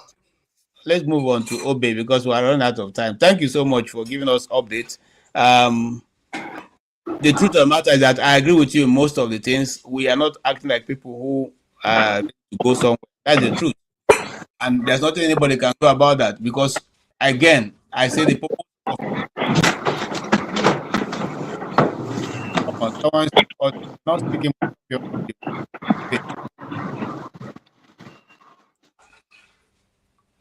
Okay, I said that to say that in any community, it is not going to be the government. I mean, not going to be the people that will organize the system. That's why the people elect people into office to organize it. I'll give you an example. Here now, you see, there's a lot of snow now in the US. The roads are going to crack after that when they take off those snows. You will see that once they take off those snows, you see the next thing you see are the people coming. The counties are repairing their roads. Nobody's going to wait for you to say, until people start now saying, gutter start appearing here and there. No, they quickly go ahead and repair their roads. They go ahead and do whatever it needs to be done, because you are paying your tax, and the people must give you service for what you are doing. It's not the other way around. The county don't come out and every Saturday and say, okay, today all of us are going to go out and clear the gutter. Nobody does that. There's already a rule that when the snow comes, your own side of your sidewalk, you must clear it. That one is definite. You don't clear it, the county come and give you charge for it. They charge you $50 every day and not clearing it. So that is standard this thing. But you also you have to do something. Can I ask you something? Let me ask you, in your village when you were growing up, did you need the AZ to come and clean your house, around your area? You don't need them. The AZ doesn't organize the market. The market will organize it themselves. What I'm saying is, I'm not saying the federal government is not doing, they don't have their own, but you can see that this goes all the way down. It's not only federal government that is causing it. The people themselves have been conditioned to behave like that. Father, you are talking about deterioration, and it's true. The system is deteriorating every day. Sure, that's a given. Sure. Go ahead, Obe, make your contribution. Yeah, what I'm saying is that he's talking about the system is deteriorating. I said that is a fact. Everything is just going south, go down the drain. Everything about that system, I was looking at the camera at my house in Nigeria. Somebody was dodging to go and throw dirt because it's night in the gutter. And people that came to carry dirt just came, they blow siren, everybody will bring out their dirt, they will take it with the vehicle and they blow away because he doesn't want to pay. He had to wash in the night and go and throw it in the gutter so that rain will wash it to where. This systemic thing is just our nature as people, because we need to work on those things, but the government is not even helping because institutions are not grounded enough to work so that people will be deterred from those attitudes and those behaviors. It's one thing before the other. We don't have institutions, we don't have structures, we don't have anything that works. So people still behave in a naive situation. They think that they are smart. They think that they don't want to pay. That's the best way to do it. Throw the dirt into your neighbor's gutter so that the rain can wash it away. And they're fine with that because that is their mindset. And that is the level at which they can think because of poverty. That is where it generated from. When this snow fell, this last one that really was a big storm. When I came back, and I said, God, you are very wonderful. Even Nigeria get this kind of weather, we too will do. We all will have been corpses anyway. I said, but there's a way God does his own things. We would have been able to put the power in place to give us heater, to give us how to accommodate this harsh weather. These are the way God in his infinite mercies has made things the way people can actually adjust. But our problem is systemic issue. The Nigerian system, the government, everybody is just going haywire their own way. They're doing things anyhow because there is this impunity that nothing will happen, nothing you guys can do. And that is the painful part of it. That's why Amechi was saying that until they start stoning us, so we understand that this thing that you're actually doing is painful to the people, but the people cannot revolt because they are poor. They are only looking for food to eat because they cannot. Guy, if you, when I was in the bank in Nigeria, I was earning like $500,000. From that $500,000, I could save 300,000 in a month. But now, bros, if you earn 5 million in the bank, it's not as the person that earned 500,000 when I left. That is how bad it is. It's just a systemic rot that had gone down the drain, that the people are all crying. All my colleagues, they feel like, oh, Thank God you left. This, that. And I told them, Shana, Papa get bank. Look, they work now. They carry big money, they go out. Now, the whole thing has turned south because they have made all the mistake and everything is going the other way and nobody is ready to correct it. That is why the OB factor thing was like the last hope we have before we give it up. So that we could see whether the thing can even try to change structures and a government behaving well. Behaving well, that's the first point of call. A government should behave well. You understand? You are very conversant to be buying brand new 2005 truck and whatever for election. You don't have a health center that is working in your county. You don't have drugs in that clinic that is there to treat the ordinary man. No drugs, no paracetamol, no injection. There's no dialysis center where these people can go and treat their and survive with kidney issues. Nothing over there, and you are floating in hundreds of cars for people to start driving and sharing for them, and people are clapping, and they are coming because they shared 10K for the day. They can't clap. Hey. Guy, man, do all the thing. Sometimes I would just feel like, man, these guys, are you guys crazy? This is your money. We can't get money. We take the buy car. Whoever is buying the car, do they have the money? It is me and your task or whatever oil money they sell, whatever money they're sharing and using to do this nonsense all around. But because I could benefit for the car, I will not talk. Or my uncle will benefit from the car, he will not talk. At the end of the day, they will drive around, they will do campaign, they will win again, they will put themselves in, and they will continue the rot. And we expect that the structures will work. How is it going to work? How is it going to work? Man, the fact is that the deterioration has gone to the level that me and you can't talk no more because we were so oppressed. Now they have finished the work on us. They are now introducing their children. They're introducing their children. That part of it, I can't just swallow it. Introducing their children. Look at the idiot that call himself Oshomole. His son is a commissioner in Edo State. He doesn't even know what is called a genshaw. He's a doctor. He doesn't even know how to run a clinic, talk less of running a ministry of health. Because his father is whoever APC, if you call your sin is forgiving, he have put him as a commissioner there. He cannot even make a statement. He cannot even talk. There's no vision. There's nothing he's doing there. He just there. People are using him because they say make him put in name. He must put in name for that. And as you expect that kind of person to bring a structure that will make the health system work, where is he going to get it from? Where is he going to get it from? You know, we have made the mistake. Our children are gone because they have already placed their children. They have swayed them. When I was looking at Wike's son in that podium, innocent boy, I look at him and I say, God, why is this man taking this boy through this kind of agony, this kind of pain?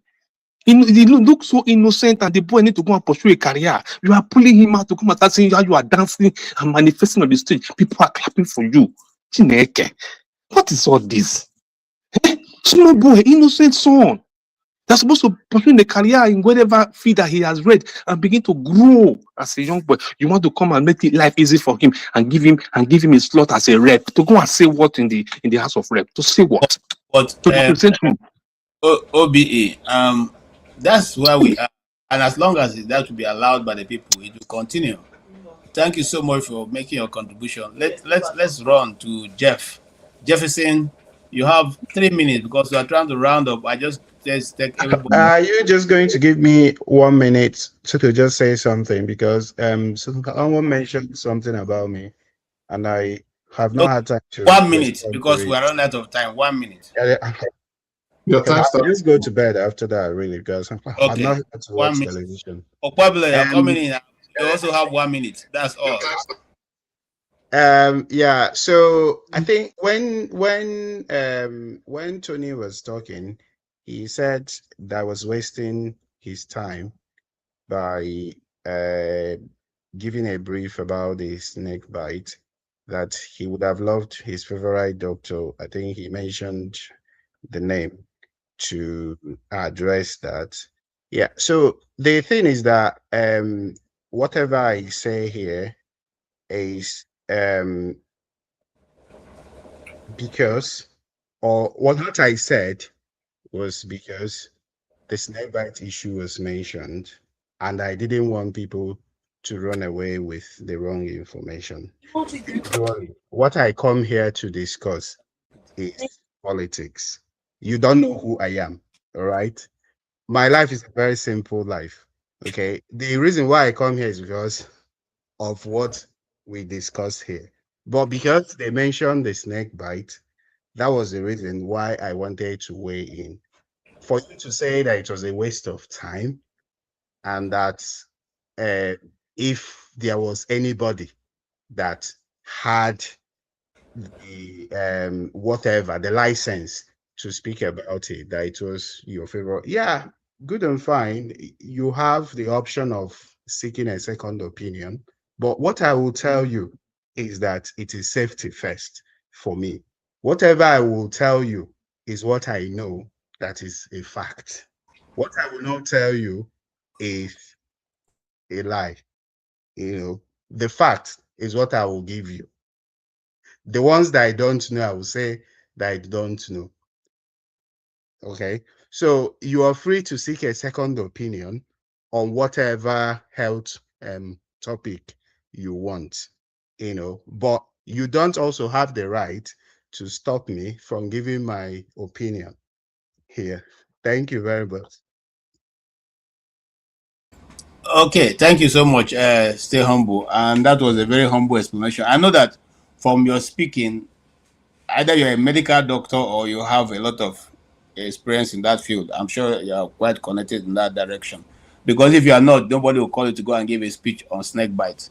Anyway, having said that, let's move on. And like you said, people have the right to seek second opinion if they if they so deem. I'm not a medical person. I just told you of my Mano Bay experience at Boy Scout.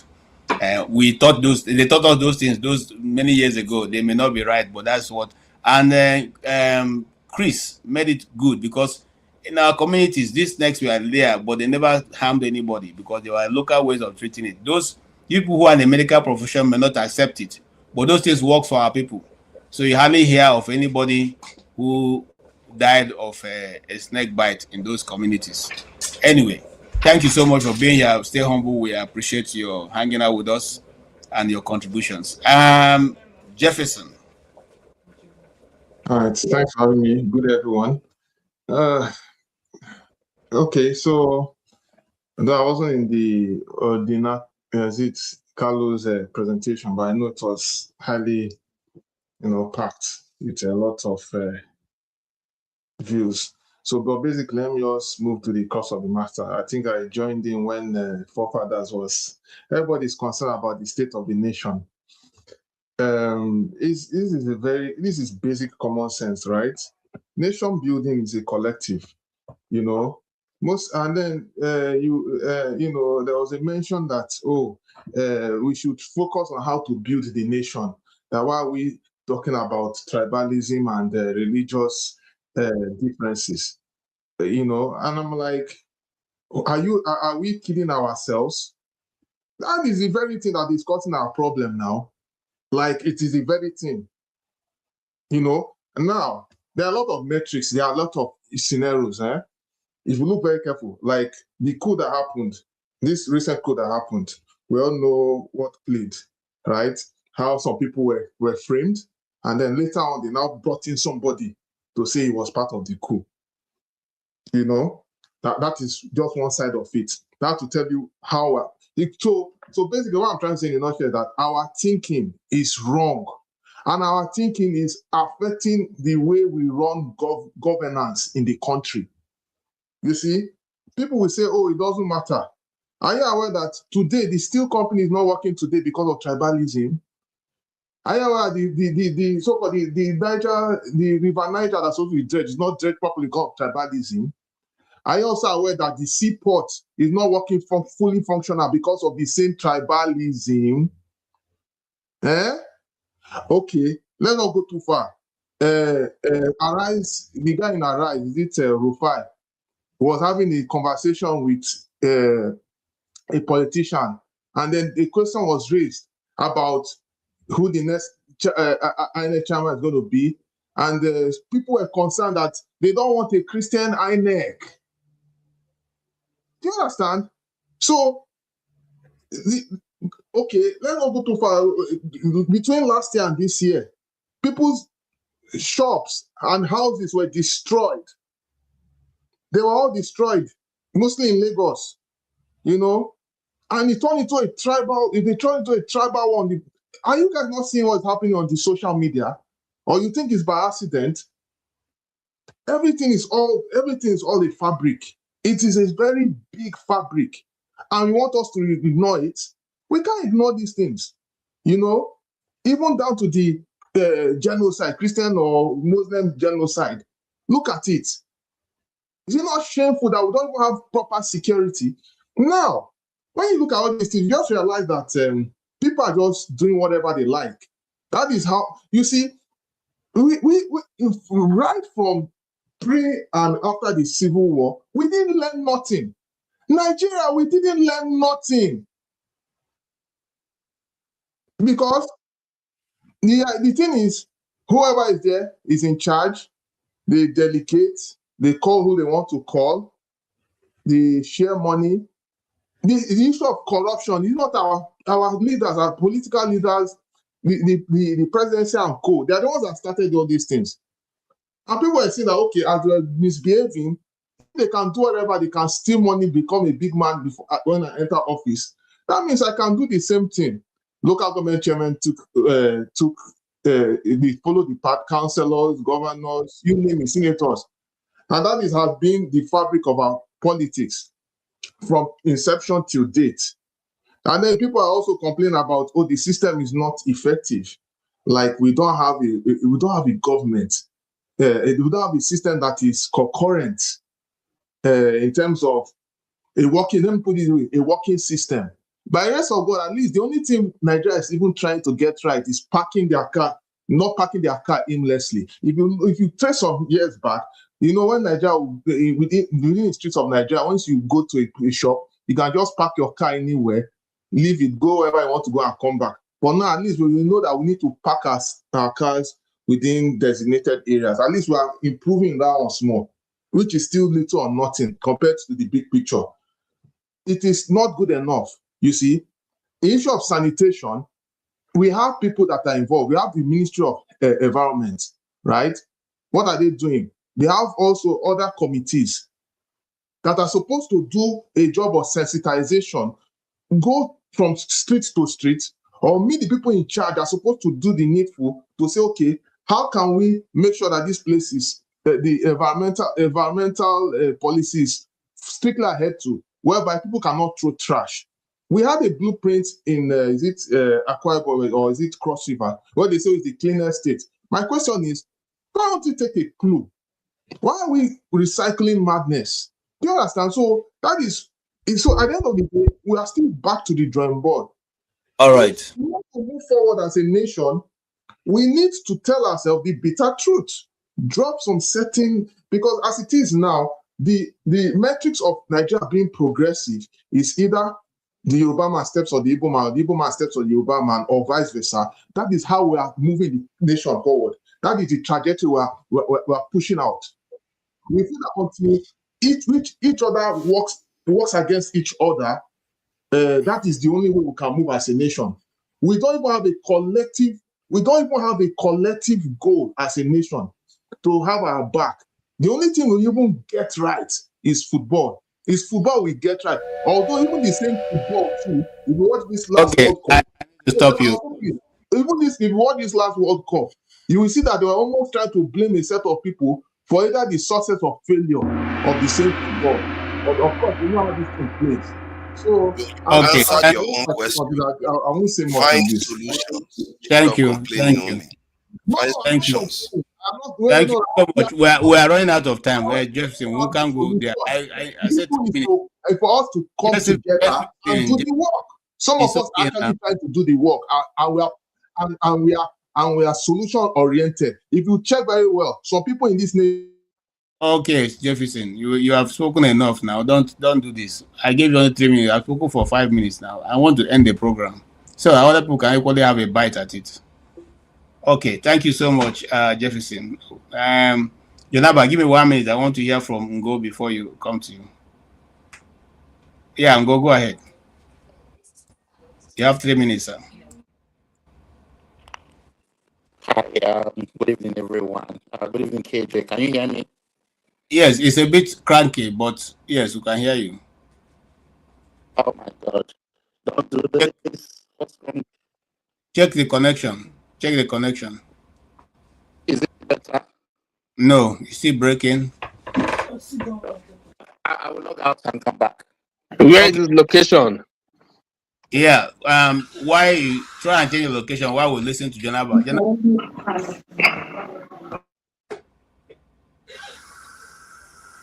No. Is it continue or? Oh no, just your final It's better. 1 minute. Oh, okay. Oh, always a pleasure being with you, my brother KJ, and thank you for responding to the other guy when I was not here as a citizen of Benue. Thank you so very much. um, I always think that these UK people should be sanctioned. They should allow the forefathers to come. See, I do not know that. I know he speak like stay humble, jargon, all of that. All of them, these are the mentality that keep Nigerian because these UK people think very narrowly, just like their street is. So they should be suspended from this platform, if I will, because their mentality is very narrow. Yeah, the capture the American was captured by them, but since American left them, they are now just going down the drain, and all the Nigerians, especially those ones that comes here that have encountered so long as they have been coming. They are very narrow-minded. I don't know even if Jefferson is from there. Please, only forefathers should come and hold this thing. The rest of them, they should stay in UK. It's the same mentality that cripple us. Please, OT and the rest of them, they should form their own alliance there. Let's have the American platform and talk, please. I beg you. Thank you. Yes. So much. Thank you so much, Janaba. Thank you for that beautiful conclusion. Yes, who has not spoken? Okpabulo, 2028. Is he there? Okpabulo, don't come and say we didn't. This people is our problem. See who is supporting. Okay, Ngo, you are here now. Can you try your audio again? Oh, Ngo is gone. Okpabulo is not available. Ify, final thoughts. I don't have anything to say. Okay, thank you so much, Ify, for being here also. Tony, your final thoughts. Okay, my final thoughts. I don't agree with what Jonathan has said. Just making me laugh. But I think that I think in this platform, we should. I think we should, and I think we're all searching for a solution to make our country better. So, in the view that we express, I think we'll have to be modest about our views, and then we have to watch our language because it doesn't augur well, for this platform provides us an opportunity to interact and fellowship. Some of us have made friends here. So, in trying to grapple with the problems that our country is facing, I think we should be, we disagree. We don't have to all agree, but let us channel all the efforts towards finding a solution and towards moving our country forward. That's my last word. Thank you. Thank you so much, Tony. Thank you. And Obi, 1 minute. Yeah, KJ, thank you, Jare, and it's worth coming to vent about and see how we could reorient the people. I think the damage they have done to the system is that bad. The system is too monetized. That is why anybody that had left the Western world and said, I want to go back to Nigeria to probably participate, they ended up disappointing us. You could imagine that the systemic thing still was able to swallow them based on the monetization and the way they're structured. If you don't behave like them, you can never, get it to that level. So that part of it is a very difficult angle that we need to work on, how we could break it. That how can a common man actually be in the street and be able to canvass and be able to stand there and lead these people without any influence from these demonic giants that are all over? That's the basic problem. It's so monetized that if you don't join them, you won't be, they will just eliminate you. It's as bad as that. So I think to come back to the revolution thing, the kind of, a new situation that we need to actually pray for or work on or be able to see how we could navigate it to achieve it. Going through the same process to go and be able to change the system, I'm sure it's going to be after our generation. Believe you me. Thank you. Oh, thank you so much. Thank you so much, OBE. Appreciate it. Jefferson, 1 minute. One. NONE. 1 minute. Okay, I'll summarize real quick. Jonaba, I don't know about anybody else, but I'm more Nigerian than most people here. I'm looking out for the best interest of Nigeria. But you see, the truth of the matter is that what we should be truth to we should say the truth at all cost, even if it costs us our very existence, which we don't do most times. If you look very carefully, we are not being objective. We cannot keep on pretending and say everything is okay when everything is not okay. So that is just what I feel. If you watch now, where we are right now is Nigerians, we are lying to ourselves. So we need to start telling ourselves the truth and also atone for the past. A nation that wants to move forward, we atone for their past mistakes, see where they got wrong, and move forward and see how they can do things different. So, because if we don't do that, I'm sorry, there's no way we can make any progress. That's my own submission. Anyway, thank you. Thank you so much. Forefather, you have 1 minute. Thank you. Obe said something that hit that I heard. He said, it appears nobody is doing anything about it. And that's the feeling you get on the ground. Like nobody's really doing anything to fix the nation properly. You don't get a feeling somebody's really doing anything. You see things happening, but it doesn't change what's on the ground. Everything seems messy, disjointed, and disorganized. And it's beginning to become a shame on all of us, to the point where African countries are laughing at us. What is the woman going to do anymore? When even African countries are beginning to laugh at Nigeria. And it pisses me off to no end, because Nigerians are actually good people. And that's the sad thing about it. Some of it, the records Nigeria have, I don't know how many nations that have them.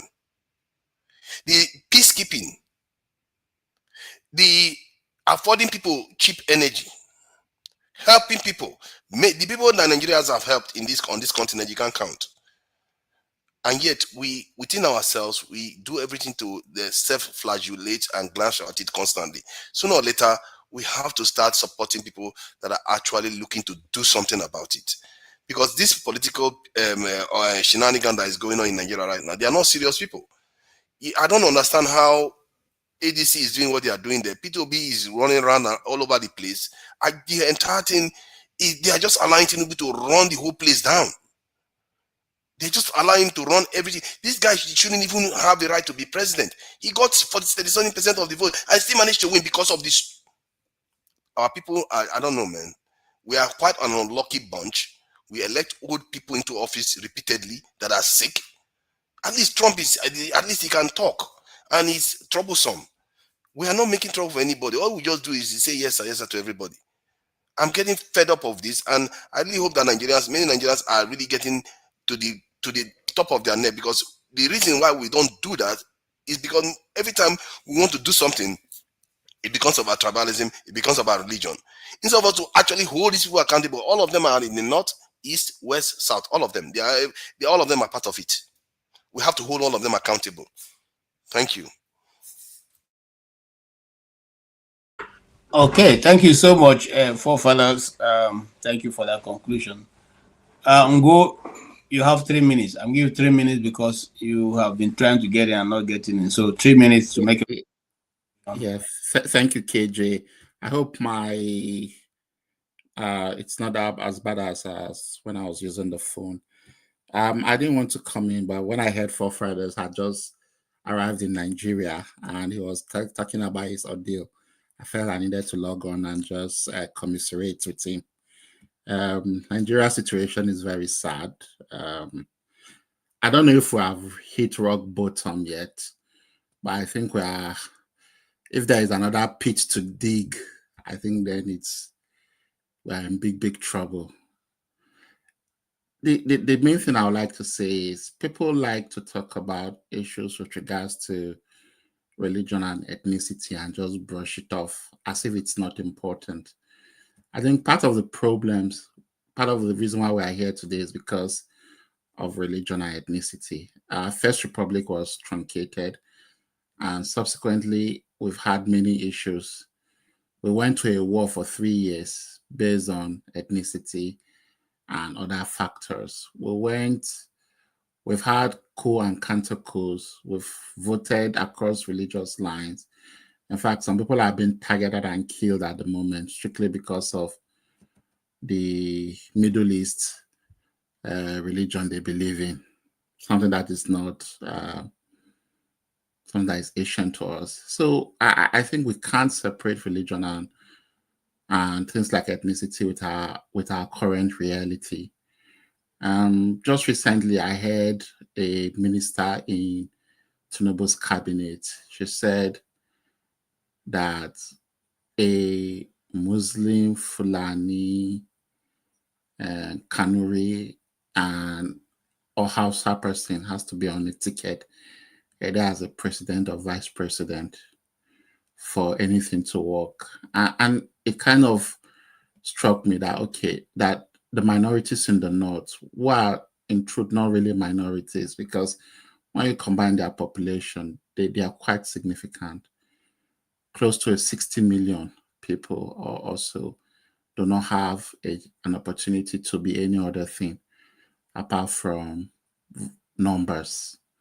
So all those things, and then when you come to the South, you can see how ethnicity has completely divided the country. So all those things accumulate and they end up with a group of people that do not buy into the country. For Nigeria to make progress, there has to be that buy-in. There has to be that sense of ownership in the country. And people simply don't care anymore. People don't care because most of them do not have a voice and they cannot be allowed to express themselves. And because they feel that there is an idiot up there, sorry, I don't want to demonetize this channel, that is just basically there to eat and engulf wealth and do not care about the rest of the people. And so you end up with people that have lost interest in the country, the people that are all man for himself. And that's why when people get into offices, they want to embezzle. Corruption has become endemic. So there's no running away from it. I think, how do we solve the problem? I think the first thing we have to do is to discuss what sort of society do we want to live in. And we keep running away from this thing. Nobody wants to take the bull by the horn. I think that's what we need to do. For time, I will just hang up here and okay. Thank you so much. Thank you for trying to round up also, because I know time is pressed. We're supposed to end the show in 3 hours, but we have done 3 hours 28 minutes, which means that I won't have any salary for this month. So, CM, if you can give us only 3 minutes, so we can round up. Thank you, sir. Okay, I can swear to give me a question. I didn't. Thank you, KJ. Sorry, I couldn't make it to Odinkalu's session. I tried as I could. My system keep logging me out. So, what I will only ask is, if you give me a direction, tickle me in one direction, then let me see what I can say. Since you are rounding up. Okay, you can actually round up or talk about what Odinkalu spoke about, all the Soludo market brouhaha, or the last topic was the president of Turkey addressing Nigerian president as the president of Islamic Republic of Nigeria. Any of those topics you can take on, and we are saying, why didn't the Bola Tinubu say correct that on the spot, saying he didn't do that. To be fair, he didn't do that precisely. He just talked about the Islamic world. He didn't say Islamic Republic of Nigeria. He didn't do that. What are you saying, poor father? You want me to play the listing? You have the video. Show us the video now. Okay, I'm rounding up, but we'll make it a topic if you want. Go ahead, sir. Anyway, let me talk about. Hold on, just to add a bit. You see, sometimes when we come to this channel, the same things we say. You people push back, and when you push back, and later on it is published and it is brought to you see it yourself. Unfortunately, I'm now tired of pushing back because I just let you people meet the truth out there. Most of what was said. Because when you want to make such a claim, you want to present the evidence directly, because it's a very, very incendiary claim you are making. You are saying that the foreign leader is calling Nigeria an Islamic Republic. And that's an incendiary statement. So by making this statement now, it was done. It's new to you, father. Not true. Wow. Okay, please go ahead, Sam. Okay, play it now. Just use this time to play. No, I can't go talk. Just you can. If you have it, play it. I think that is should be more educative than whatever we say. Hello, KJ. If the video is ready, play it. That's okay. Let's learn. It may make more sense than whatever we say. I wanted to lash Soludo further. I don't want to go on the way he handled the Okay. So on this Soludo matter and the honest, I think we've already most of us are in agreement that the way he handled it shouldn't have been. There's no need for all those threats. Nobody is at war. Inviting soldier against protest. No, all those things should be stopped. It should be stopped. You don't. As a governor, that's where I lost interest. Yes, you go and dialogue with them. After all, the Enugu also IPOB issued a letter that they never asked anybody to stay at home. It's as simple as that. The Directorate of State. So who is cashing in on all those type of thing and trying to cause mayhem. Soludo should not fall for that type of thing. He's better informed. Okay, people will lose sales for one day, which is Monday. Now you made them to lose 1 week. Is that not counterproductive? It is. So that is where people are saying no. You got it wrong. The way the approach is very bad. It's agberoic, like some people may say.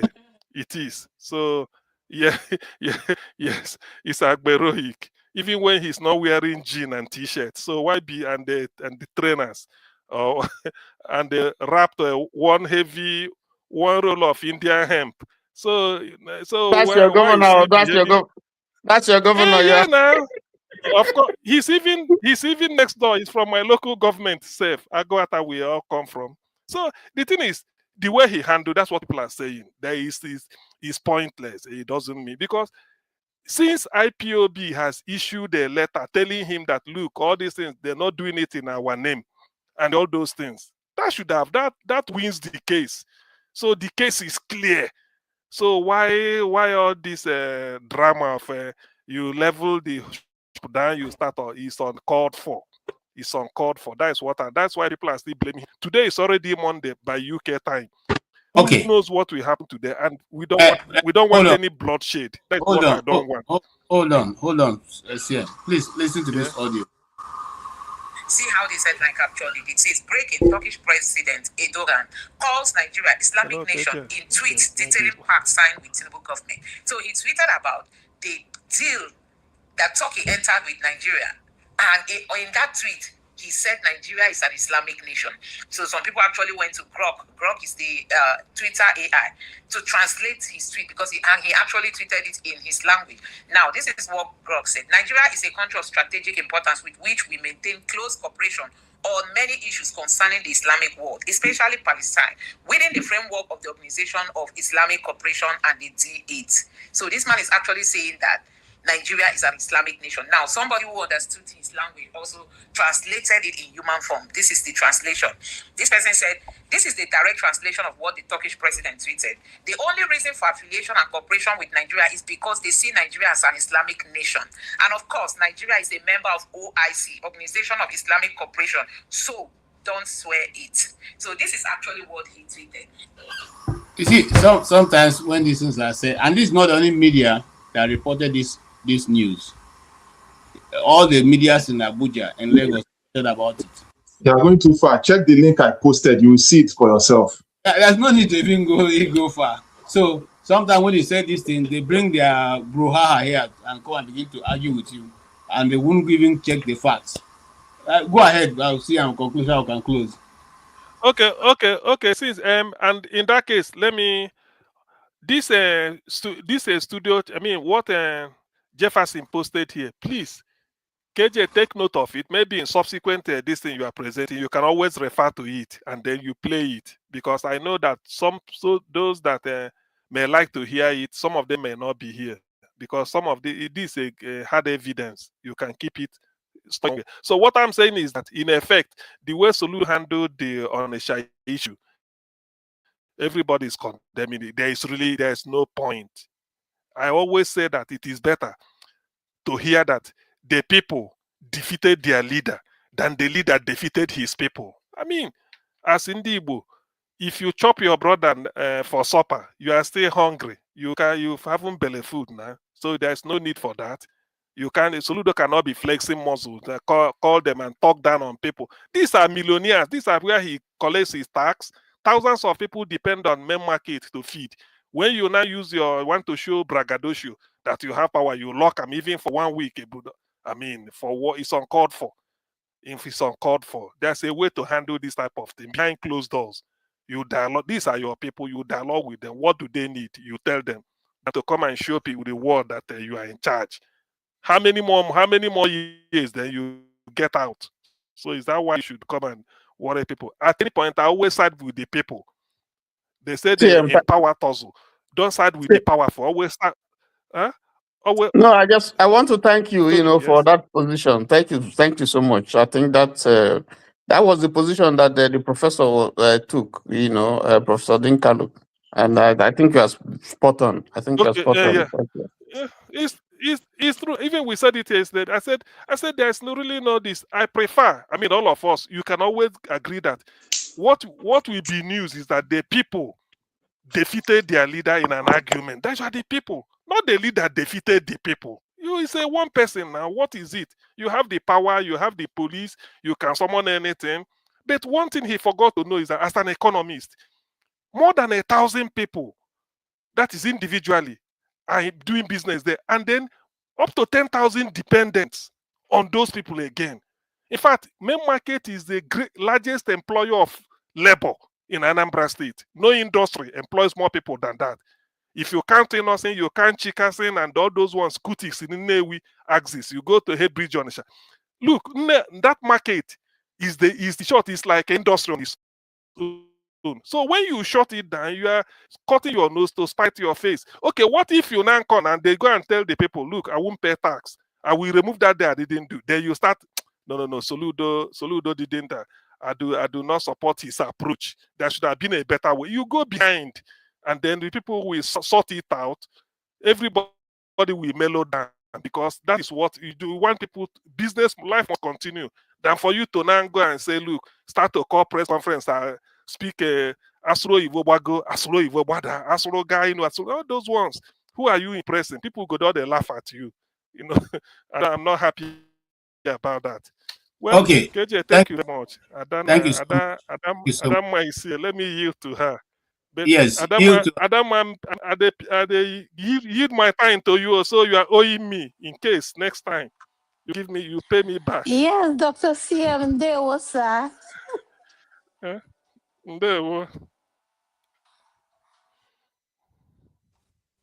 Okay, go ahead, Adamo. No, I had a question for Dr. CM and for those of us that reside from the state of Anambra State. And I want us, when we're having this conversation, can we be broad and Is it let's be only me? realistic? You are muted though. I don't know whether it's me. Oh, can you hear me? Somebody tell Dr. her CM, she's muted. Or is it me? can you hear me? Adama, continue. Yeah, we can hear you. CM is you. It's you that we can hear that one. Check Can your. you hear me? Oh, okay. Yes. Adama, sorry, I didn't get the question. If you don't mind, because I mean, can you The question I recap have or for those of us that reside in Anambra this my State, network? Dr. CMC network ga na-ehepụ kwa mata o Chineke na network ga makwa m ihe a ga-emekwa network ga ndị a nọ UK network ga awụkwa ya atọ. Dr. Adama, do you want to contribute? Adamu enyere m aka na so CM, can you hear me? Yes, I can hear you. I can hear you. So yes, I can hear you now. Why can't you hear Adama then? Yes. If in there mama dalu so. I don't see Adam only. Okay, Adama, while CM trying to sort that out, I'll go to forefather interference. Forefather interference, you have 3 minutes. Uncle KJ, we're not saying about forefather interference. I'm coming back to you. Okay, sir. Go ahead. You muted me now. That's why. Go ahead, forefather interference.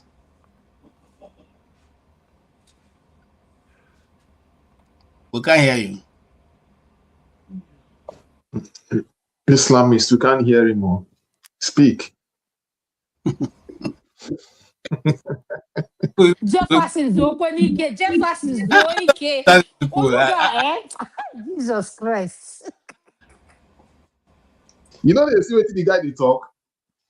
It doesn't matter now for Jefferson. Okay, why you are sorting out? I can't see here. We can't see here. Why you are sorting out? Let's go to Adama. Sort out your audio. We'll come back to you. All right. Okay, greetings everyone. For those of our viewers that are watching, please click on the thumbs up. Yes, my name is Dr. Adama, and if you see me on this on the chat, on the comment section, please click on the lights up and click on the $ to subscribe to what we're doing. Like and share so that our program can be seen all over the world, so that people can see what we're doing in this program. And I want to thank you, Mr. KJ, Mr. Ton, Ify, my lovely sister, Dr. CM, Jefferson.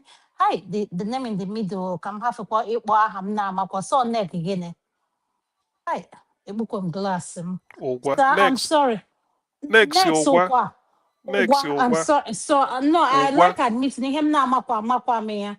So I just want, I just want to. I don't know. I don't like calling people by their wrong names. But this is why I came in. I want us to have a balanced conversation while we are talking about this. Yes, we've heard of what the Anambra governor did about closing the markets and everything. So my question to Dr. CM and Ify and people who are Anambra State indigenous that can give us Jefferson Amakwa maybe. I won't want Abia States. Raise up your hand, Abia State indigenous. Yes, this is us. So the point we're trying to make is here. Dr. CM, as the governor of Anambra State, I know they have a right to do things that we as citizens may not know of. So, in as much as we don't agree with what he's doing, so please, could you touch on the right of the Anambra State governor, his own rights as a governor, not us as a citizen? Because what I've been seeing in all media is saying what he can do, he cannot do. Can we touch on the base of the Anambra governor as a governor of an elected state? what his rights are and what he's entitled to do as a governor that we as citizens might not know as our rights. When I say as our right, because the average Nigerian, I don't think they know what their rights are.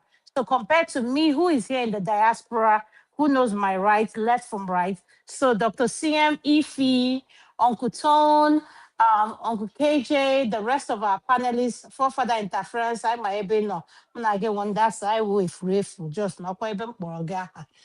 So that's where I stand, Dr. CM. Thank you, everyone.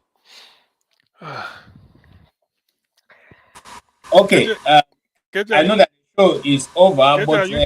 since Adama is a very powerful person, let's allow CM to answer that question. To be honest with you, I will, Adam, if you don't mind, let me defer to Ify, because sometimes myself I learn this one. Let me defer to Ify. Ify, please take it up, please. Ada, please, if you don't mind, repeat your question. I was busy doing something else. What was your question? For those of us that said what the governor of Anambra did was wrong, as a governor of a state, what are his rights that he can implement that doesn't sit well with the citizens of Anambra State? Could you please highlight that so we can have a balanced conversation? When we say the governor did this and did that, let us balance it out with what his rights as a governor is to the states. Are you talking about this in a sane society or in an insane society? Because both. He was elected. He was elected. All right. I mean, Nigeria is the country. Anambra is the country of particular concern. Likewise, Nigeria is a country of particular concern. Nobody is saying that. I don't know if you were listening earlier. We are not saying, because like I said earlier, I have brothers that trade. I live at Onitsha. I grew up in Onitsha. My parents still live there.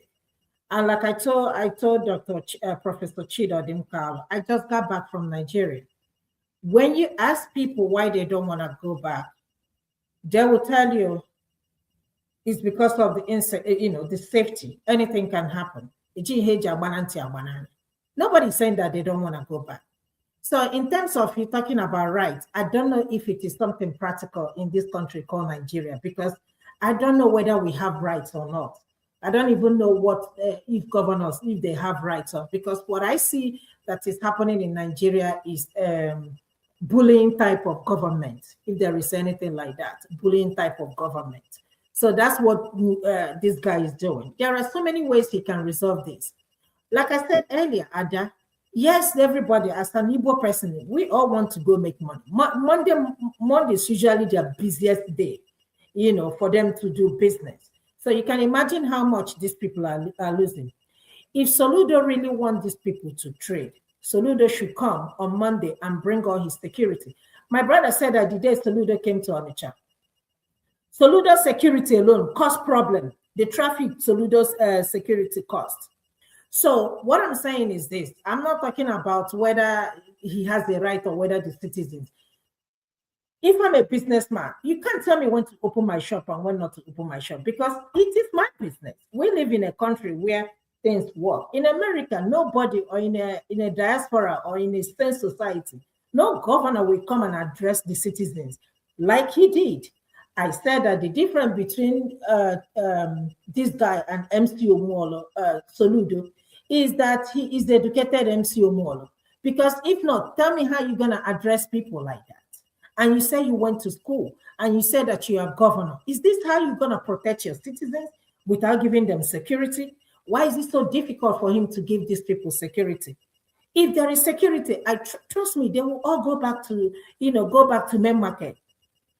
So that is all they're asking. They're not asking for too much. And this is not an issue of rights and citizens, the rights of the citizens or the rights of the government. No, provide security for these people. And you will see them, they will go back. And the reason why they're afraid, if anything happens, God forbid, we will come here and it will be a different conversation. So it's not going to do anything other than I condole with the family that lost their people or person, and case closed, and we're not going to do anything about it. So I disagree with you. If you, and I will just say this to you. What is going on in Anambra State is they are looking for an occasion to raise another insecurity in Anambra State, because since the outgone, hey, I'm having a conversation with the boy. Since the outgone of the government of Buhari, the Tinubu government stopped paying those machinery that was operating in the east. So there's nobody to cause confusion again. So they are looking for an occasion to say the people of Onitsha are no longer behaving well, and they will send in the army, just like he tried to do. And when the army go there, they're not going to look for who is right or who is wrong. They begin to just do whatever they want to do on the people. If you say as a governor you are losing 8.1 billion every Monday, and then the people are not coming to their shop, and the best idea is to shut it down for 1 week.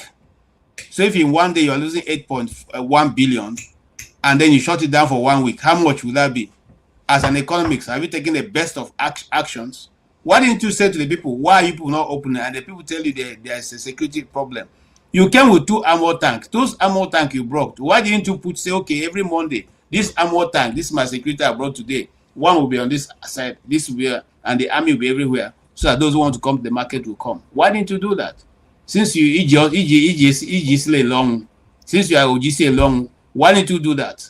You see, Okay, these are the things I'm saying. KJ, I understand what you're saying. This is what I want to say, why I came in. If the people of the South can sit on Monday sit at home for how long? I don't know how long. And I'm saying this to be transparent. What is wrong with the governor coming in and saying, okay, sit at home for as long as you want, based on his own terms and condition? The only difference is that his terms and condition doesn't suit the people.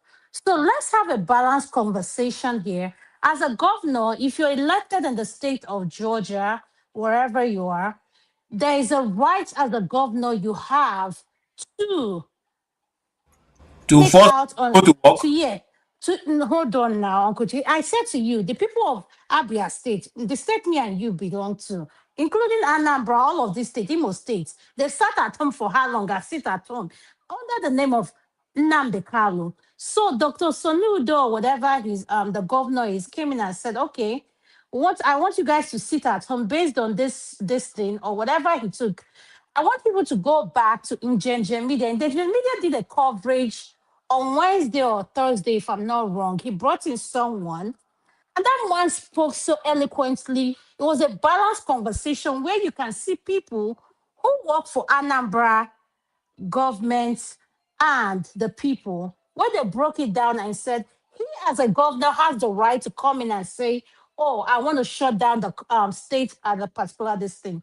So all I'm here to say, as we are having this conversation, let's have a balanced conversation where we as the people can say, if the South people, the East, the South people are sat at home for whatever, for Nnamdi Kalu or whatever we're promoting. And Governor Soludo is saying, okay, Onobiaziwa Basit is there at home till whenever I want you guys to go back to market. No, it's not his right. I just want to stop you there.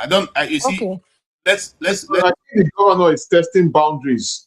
It's not his right. Apart from that, the other people didn't Mba of Enugu State try it.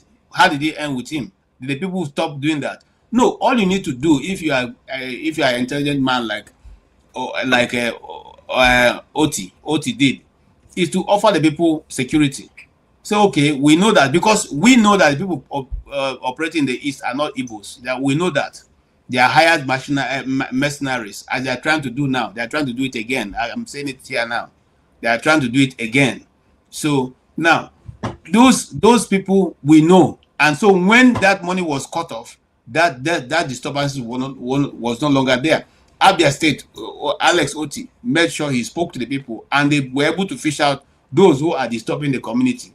And everybody is doing whatever they want to do. So if you go to Imo State, Abia State right now, those who are sitting at home, which they are still doing every Monday, if it's still, they're still doing it. Not everybody opens, but they're not stopping anybody if you want to open. But people still sit at home. Adama, I want to let you know that there's nothing the Igbo people will see now that will be too much. All our parents lost everything they had. They are not giving 20 pounds. There's nothing we will see now that will be too much. So let nobody tell us what Soludo is doing is trying to please his puppet masters. Okay? He wants to show that he has muzzled the Anambra people into doing what he wants so that he can use that at his bait, at his chest when he's demanding that he should be given the opportunity to run for presidency. He's looking for a next job. That's what he's looking for. And he's going to be disappointed because you don't coerce Igbos. I say it again on this channel. You do not coerce the Igbos. You negotiate with them. You sit down and say, this is why we should do this. Nobody coerce anybody. I was telling Chim here, the richest man in my community couldn't coerce anybody to give him chief. The day he came to do his money, they told him that the person they're going to give chief was the guy who didn't even have apart from going to secondary school, he didn't even have any position. He wasn't even working. That's the person they put him to contest against, and they flooded the richest man. They didn't give him. They voted a young man to be chief to go and represent us. We are not here to celebrate money. So you don't coerce the people. You just tell them the reason and they will support you. Don't try to come and lie to us that you are doing that. Since when? You Soludo went to Nnamdi Kanu that now have become your enemy to seek to get elected. You are the one presenting paper when you are doing a book review of I've forgotten the book title you are reviewing, where you say that the elite of the Igbo land need to sit together to understand the cause of the agitation, which at that time before you became governor, you saw it as reasonable. Now you become governor, it's no longer reasonable, it's no longer something that we looked at. One Nigeria is best for all of us because you are now sitting on top of the honey pot. Abi? That is always the issue of the elite of Igbo land. It's not a new thing, so it's not even the first person. But can I just add one thing? Yes, please. I think his problem is communication. He didn't communicate. You know, he had a good intention, but he didn't properly communicate with the people in the way that makes sense. And two, he also speaks of relationship. I think he has a relationship problem with the people he's governing. Those two things, I think that's also part of the problem. And I want to put it on record. Adam, anytime you see anybody who is a non-Igbo praising an Igbo man, that's because the person is dancing to their own tune. They don't praise the people who are not. I'm telling you, I lived in majority of them. Are you sure? Are you sure? No. Tell me one. This one I asked my question. Dr. CM kept quiet and said, Adama, so I want to hear from him. Okay, no, I want to. Adam, okay, let me say this. Because of your request, you see, perception is much more important than reality. Yep. If P2B is faced with this situation, he will handle it differently and will achieve the same result that Soludo want to achieve. So I don't know. Am I coming out? I don't know because this we can hear you. network. I don't know whether I'm coming. We hear you. We hear you. I just not manage to get the. Can hear you. I don't know why your communication. Okay. Okay. Dr. CM. We can hear you. Internet is not. Do something now. Do something. Do something for it. Do something for that. Our people, the Igbo people say anybody will go on and make it pay papa. No be the first son. I ain't go carry everything. Say anybody will get on make it bury him papa. That's what Igbos they talk. It doesn't mean saying a first son go do it. So what I'm saying is that if P2B is faced with this problem, the way he will handle it will be different, but he will achieve the same result. That's what we are saying. So it has to do with Soludo's, that braggadocio. That's why people are now using opportunity to say anything. He shouldn't do that. The main thing is that IPOB has issued a letter that they did not. Nobody is doing it on their behalf. So that is apart from that. Now, Soludo now trying to ride the wave of popularity to show that you're a big man, they can flex muscle. You may think he's making a point, but invariably he's dragging his reputation to the mud. That's what we are saying. I think from what KJ told you, Maybe somebody is beating drum for him to go and deal with your people, because that is where it starts. In Imo State, Hope Uzodinma has to go and invite military to be shooting people at Yolo for no just cause. People selling banana. These people see it in a market square and they are like shooting people, live bullet, live ammunition. In the end, who is he trying to satisfy? Moving those that gave him first position from number 4. So we know all these things, but like KJ said, and I agree. So if you keep Soludo and P2B any day, no matter what P2B, I mean Soludo will do, Ndibo will go for P2B, even Alex Oti before Soludo, because you can't coerce Ndibo. You can't. They are Republicans. You rule Ndibo by conviction, not because somebody send you to come out. You can't. Man, the kind of was just conviction. He never saw. That's why what he says, people saw it. People that are not in the are concerned with him. They said all his prophecies have come to pass. So that is what we are saying. Soludo should be able to handle something in a very matured way. He's a professor, and the economics for that matter. In the end, you are an economist, and you in attempt to correct. Maybe you want people to come and make profit on Monday. Yet you've denied them the opportunity of making profit for 4 days. Is that not counterproductive? How do you explain that?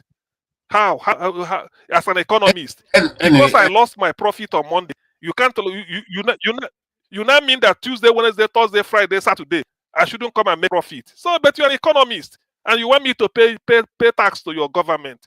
No, Soludo messed up big time, to be honest. Okay, Messed up. gentlemen, I can't slice it any other way. He messed up big time. Adama, that is my take. Then later we'll talk about the other one. Thank you. Because Adama, you brought up this topic that have taken another 1 hour. So you are going to pay me money. I'll send my account. What did I do now? I just came in. No, what did I I'll do? send my account. Tony, let me exit easily, please. Let me exit. So don't all right, let's hear from I speak the truth. Can you guys hear me now? Yes. All yes. right, thank you. First of all, Jefferson, you don't get sense. So, but yeah, Adama, you're head on your own.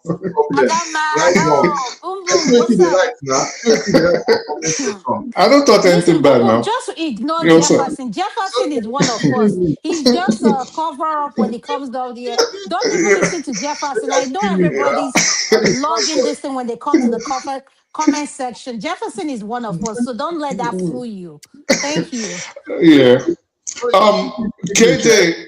Oh yeah, definitely. I wish KJ would come back, and I wish Forefathers was here, because it was based on what y'all brought up. So for the rest of us, I just want us, we got to be careful when we say certain things. So this is regarding the claim that Erdogan called Nigeria an Islamic country. He never did that. So I'm going to read verbatim. I already posted it in the comment section, and I'll tell you where the mistake is coming from. So what Erdogan said was, he said, Nigeria is a country of strategic importance, with which we maintain close cooperation on many issues concerning the Islamic world, especially Palestine, within the framework of the Organization of Islamic Cooperation and the G8. He never said Nigeria was an Islamic country. This is verbatim what he tweeted, the translation from Turkish, which that lady read, but of course she misrepresented what he said. Now, this is where I think the confusion is coming from. There is a channel on X called IR_military. So what that channel does is it promotes Iranian military news. It is not affiliated with the IRGC, the Iranian government, or the Iran country itself. It is a privately run channel. What the person wrote was, Muslim country Nigeria is the first customer of Turkey's Steel Dome, the air defense equipment. So it wasn't Erdogan that said Nigeria is a military country, and he never even alluded to that. So I just think knowing the kind of situation, the precarious religious situation we have in Nigeria, we have to be very, very careful when we make this kind of statements. This is what I came on to just explain. And KJ, thank you for accepting me, because I know the time is already gone. Okay, thank you so much. And I also want to say that what you said, I do not agree, because you're not the only one. The Nigerian media has already carried these things. This thing, the news when it broke, and it was well explained. The other bloggers in Nigeria also carried it, so you can't be the only one who knows how to interpret what he said. By the way, no, but it's right there. It's right there. We can read it. Everybody can read it. On his page, it was he who tweeted it out. So I don't know why you got your own, but I think Jefferson also sent us something here, which you it's right here. I just don't want to show my paper. It's right here. I'm reading it from here. So what if you are giving your own interpretation, and you are free to do that? Let me say something, and I mean what I'm saying. This is the reason why we are where we are, because when the first issue of his OIC, I remember it very well because it was well debated in our school that time. When the issue of OIC first came, that was something they said. They said, "Oh no, Nigeria was not just mentioned. It was just a mention of Nigeria.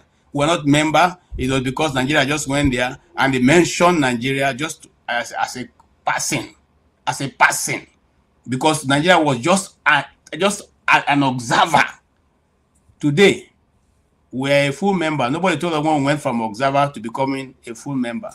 So all that shenanigan that we hear from them before, we no longer will tolerate it. We will believe what we believe and we'll do what we want to do. That's the truth. And I'm sorry to say, but that's where I stand. We have come to the point that we have to call those spades without any mentioning word and without being afraid of anybody. That's the truth. And I want to also say again, as an Igbo man, the Igbo land will never be Islamic. It will not be Islamized. Well, but KJ, listen, this is it. Everybody can read it. It is on Twitter. You can read it. No. It does not say anything about Nigeria being an Islamic state. He said they cooperate with Palestine and the Islamic world. He never said it is an Islamic country. Different from every other one. This is Erdogan's. No, this is Erdogan's page. This is Erdogan's page right here.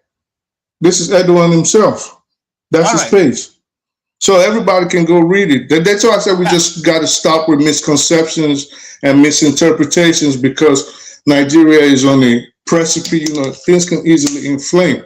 But you can't just make claims like that. It'll make certain people angry. We got to be careful. The OIC, you know what I mean? We got the OIC and the, what they call it? The D8, the D8. At the D8 or whatever you call it, all those things. Are not all Islamic nations? Yeah, listen. Well, no, well, for the OIC, of course, is an Islamic organization, but what we're arguing, let's just be factual here. No. We're arguing. This we're talking about. Let's talk about it now. Right. So what we're arguing, or what we're discussing, is not if they are Islamic organization, if the OIC is not an Islamic organization or not. It is an Islamic organization, but the D8 is not entirely an Islamic organization. But that's not what we're arguing. We're arguing about Erdogan's statement. KJ, let me learn. What we're arguing is Erdogan's statement. Did he or didn't he call Nigeria an Islamic state? And as things stand, he did not. He didn't even imply it. And that is not, I mean, come on, anybody that has a basic comprehension level can see that. That was never implied at all. I don't have basic comprehension level. I'm not talking about you, but you know what I'm saying. You know. I'm not the one who maybe sometimes when I meet you, you teach me how to comprehend. Okay, I kid you. All right. Having said that, I think we have given him the opportunity to put his own. The rest is everybody there to go out and do your research. whether that's said or not. But I still stand by what the Nigerian media have talked about on it, because it affects your claim that Nigeria is moving towards to be an Islamic country. Well, whether it is or whether it's not, Jefferson, I'm not going to dispute whether it is or whether it's not. What I'm saying is the statement as it stands does not say that. That's just the bottom line. So maybe Nigeria... Why I have a problem with what you're saying is this. The particular radio station I talked about it even got somebody that speaks the language and interpreted it in the context of what they had said, and said the same thing. We have concluded that he said the reason for the cooperation is because they is an Islamic nation. Now what? Listen. Whether that's right or whether that's wrong, I'm not disputing that. What I'm disputing and what I'm standing on is the claim that Erdogan called Nigeria an Islamic country. And I'm saying again that he did not. So if your feeling is that Nigeria is moving towards being an Islamic state, I'm not going to dispute that. And if Jefferson's position is that, well, these are all things to make Nigeria Islamist, I'm not disputing that. I'm disputing your claim and Jefferson's claim and the lady's claim that Erdogan categorically called Nigeria an Islamic country, and the evidence we have before us right now says he did not. That's what I'm saying. So Boom Boom Ray, with that being said, I heard what you said. So what is your stand in all the whole comments, regardless of what was being said? What a point are you trying to put across to every one of us, so I understand where you're coming from? Oh, my point is that he did not say it. That's my point. My point is the statement was never made. The accusations, they both said that Erdogan called Nigeria an Islamic country, and the tape he played and the lady said that. And I'm saying no, based on the translation she read, which is this, she read this for us. He never said that. And it's okay, what I want to remind every one of us on this platform, I think we need to be mindful of. We've played these religious things for so long that is divided us, that is only pushing us apart, that we need to be realistic with what we are saying. All he's doing is that these people who are in the place of position know the cards they need to bring out when it's time for them to get re-elected, and push their narrative. And for those people that want to fall for it, will go for it. So what I'm saying, regardless of where you stand, Muslim, Christian, at the end of the day, we are one Nigeria. Let's be clear about that. Regardless of where you stand. If anything, the prayer, what we always say is that may Nigeria never happen to any one of us. So I don't think when Nigeria want to happen to any one of us, they'll ask you if you're a Muslim or a Christian. That's all I have to say. Thank you. Right. All right. I'll close also on that. And I want to say this. You see, person when snake bite, if you see mosquito lizard in the wrong way, far away. We have seen these things played over and over. Adama, listen to me. We have seen it played over and over and over and over. And at the end of the day, that thing we are still saying it will end up there. So, you remember, if you follow the news, Nigerian news last week, you found out that they are now going to include Islamic accounting system into our federal system of accounting. Did you follow that information? Yeah, exactly. They say they are now going to introduce Islamic accounting system. But KJ, let me ask you. Let me ask you something. Let me ask you something. What do you, and I appreciate, I like the fact that you always are open to things like this. What do you understand as the Islamic accounting system? I don't want to understand it. The one we have been doing since, it has brought us where we have brought us. So let me tell you one very, very pertinent thing about it. It is modeled after a law in the Bible. It is the main thing about let me just like, so the main thing about the Islamic accounting system is that it does not allow for usury. The main thing is they don't ask for interest. And I'm not promoting it. I'm just trying to explain to you so we don't just get fearful all the time unnecessarily. Would you rather get a loan and the bank tells you pay back when you can? Or would you rather do it the Western Christian way, where you probably will go into debt, lose your house and all your belongings, file for bankruptcy, trying to pay the loan before you even trying to pay the interest on the loan before you even reach the original loan? And So can I these are answer a things. question? Boom, boom, Ray. This is what I would like to do. I would like to go watch the Grammy with a chill bottle of wine. Go Even my have a wife good told me to come one. watch the Grammy. Yes, yes. So that whatever is happening, at least I vision myself at the Grammy. Let's see who will Right. win. Good night, Yeah. everyone. Thank All right, you. good night. All right, let's leave it there. We'll find a better time to discuss this. Forefather, since Goodbye, you are Adam. forefather Adam, bye interference bye. now, we will talk about it because I've been Right, right, right. interference with forefather. We need to talk about it. Maybe you can explain to us why that name. All Right, right, right. that is eventually going to be the end of this. This very useful, very insightful, very heartwarming discussion. And here, these are our opinions. We're not here to attack anybody. For those of you who have been sent agents of government, we're not here to. Yeah, we have to make it very clear. These are individual opinions. We're not speaking on behalf of anybody. We're speaking on behalf of ourselves. And so, if you have any question, please just remember that these are our personal views, and we have the right to own it. Having said that, we want to say good night. Thank you so much for everybody who supported us. Please, if you have not liked the broadcast, go ahead and like the broadcast. It will help us. It will help the channel also reach more people so that we can have more coming into view. The more the merrier. I thank you, Joseph, for your support. We really appreciate it. Thank you, Oscar Tony, Black. CM, KJ, Thank you so much. Jefferson, good night. Thank you so much. And then also we Yeah, thank good night, Blackstone, Oscar Blackstone Ray. so much. You really, really, really support us. God bless you all. We really appreciate all your kindness. And then everybody who has been with us since we started since 12 noon till now. I seen NDBC behind, but on NDBC we're already too late. I'm sorry, but we see, acknowledge you, and we really appreciate your coming, your time, and your treasure.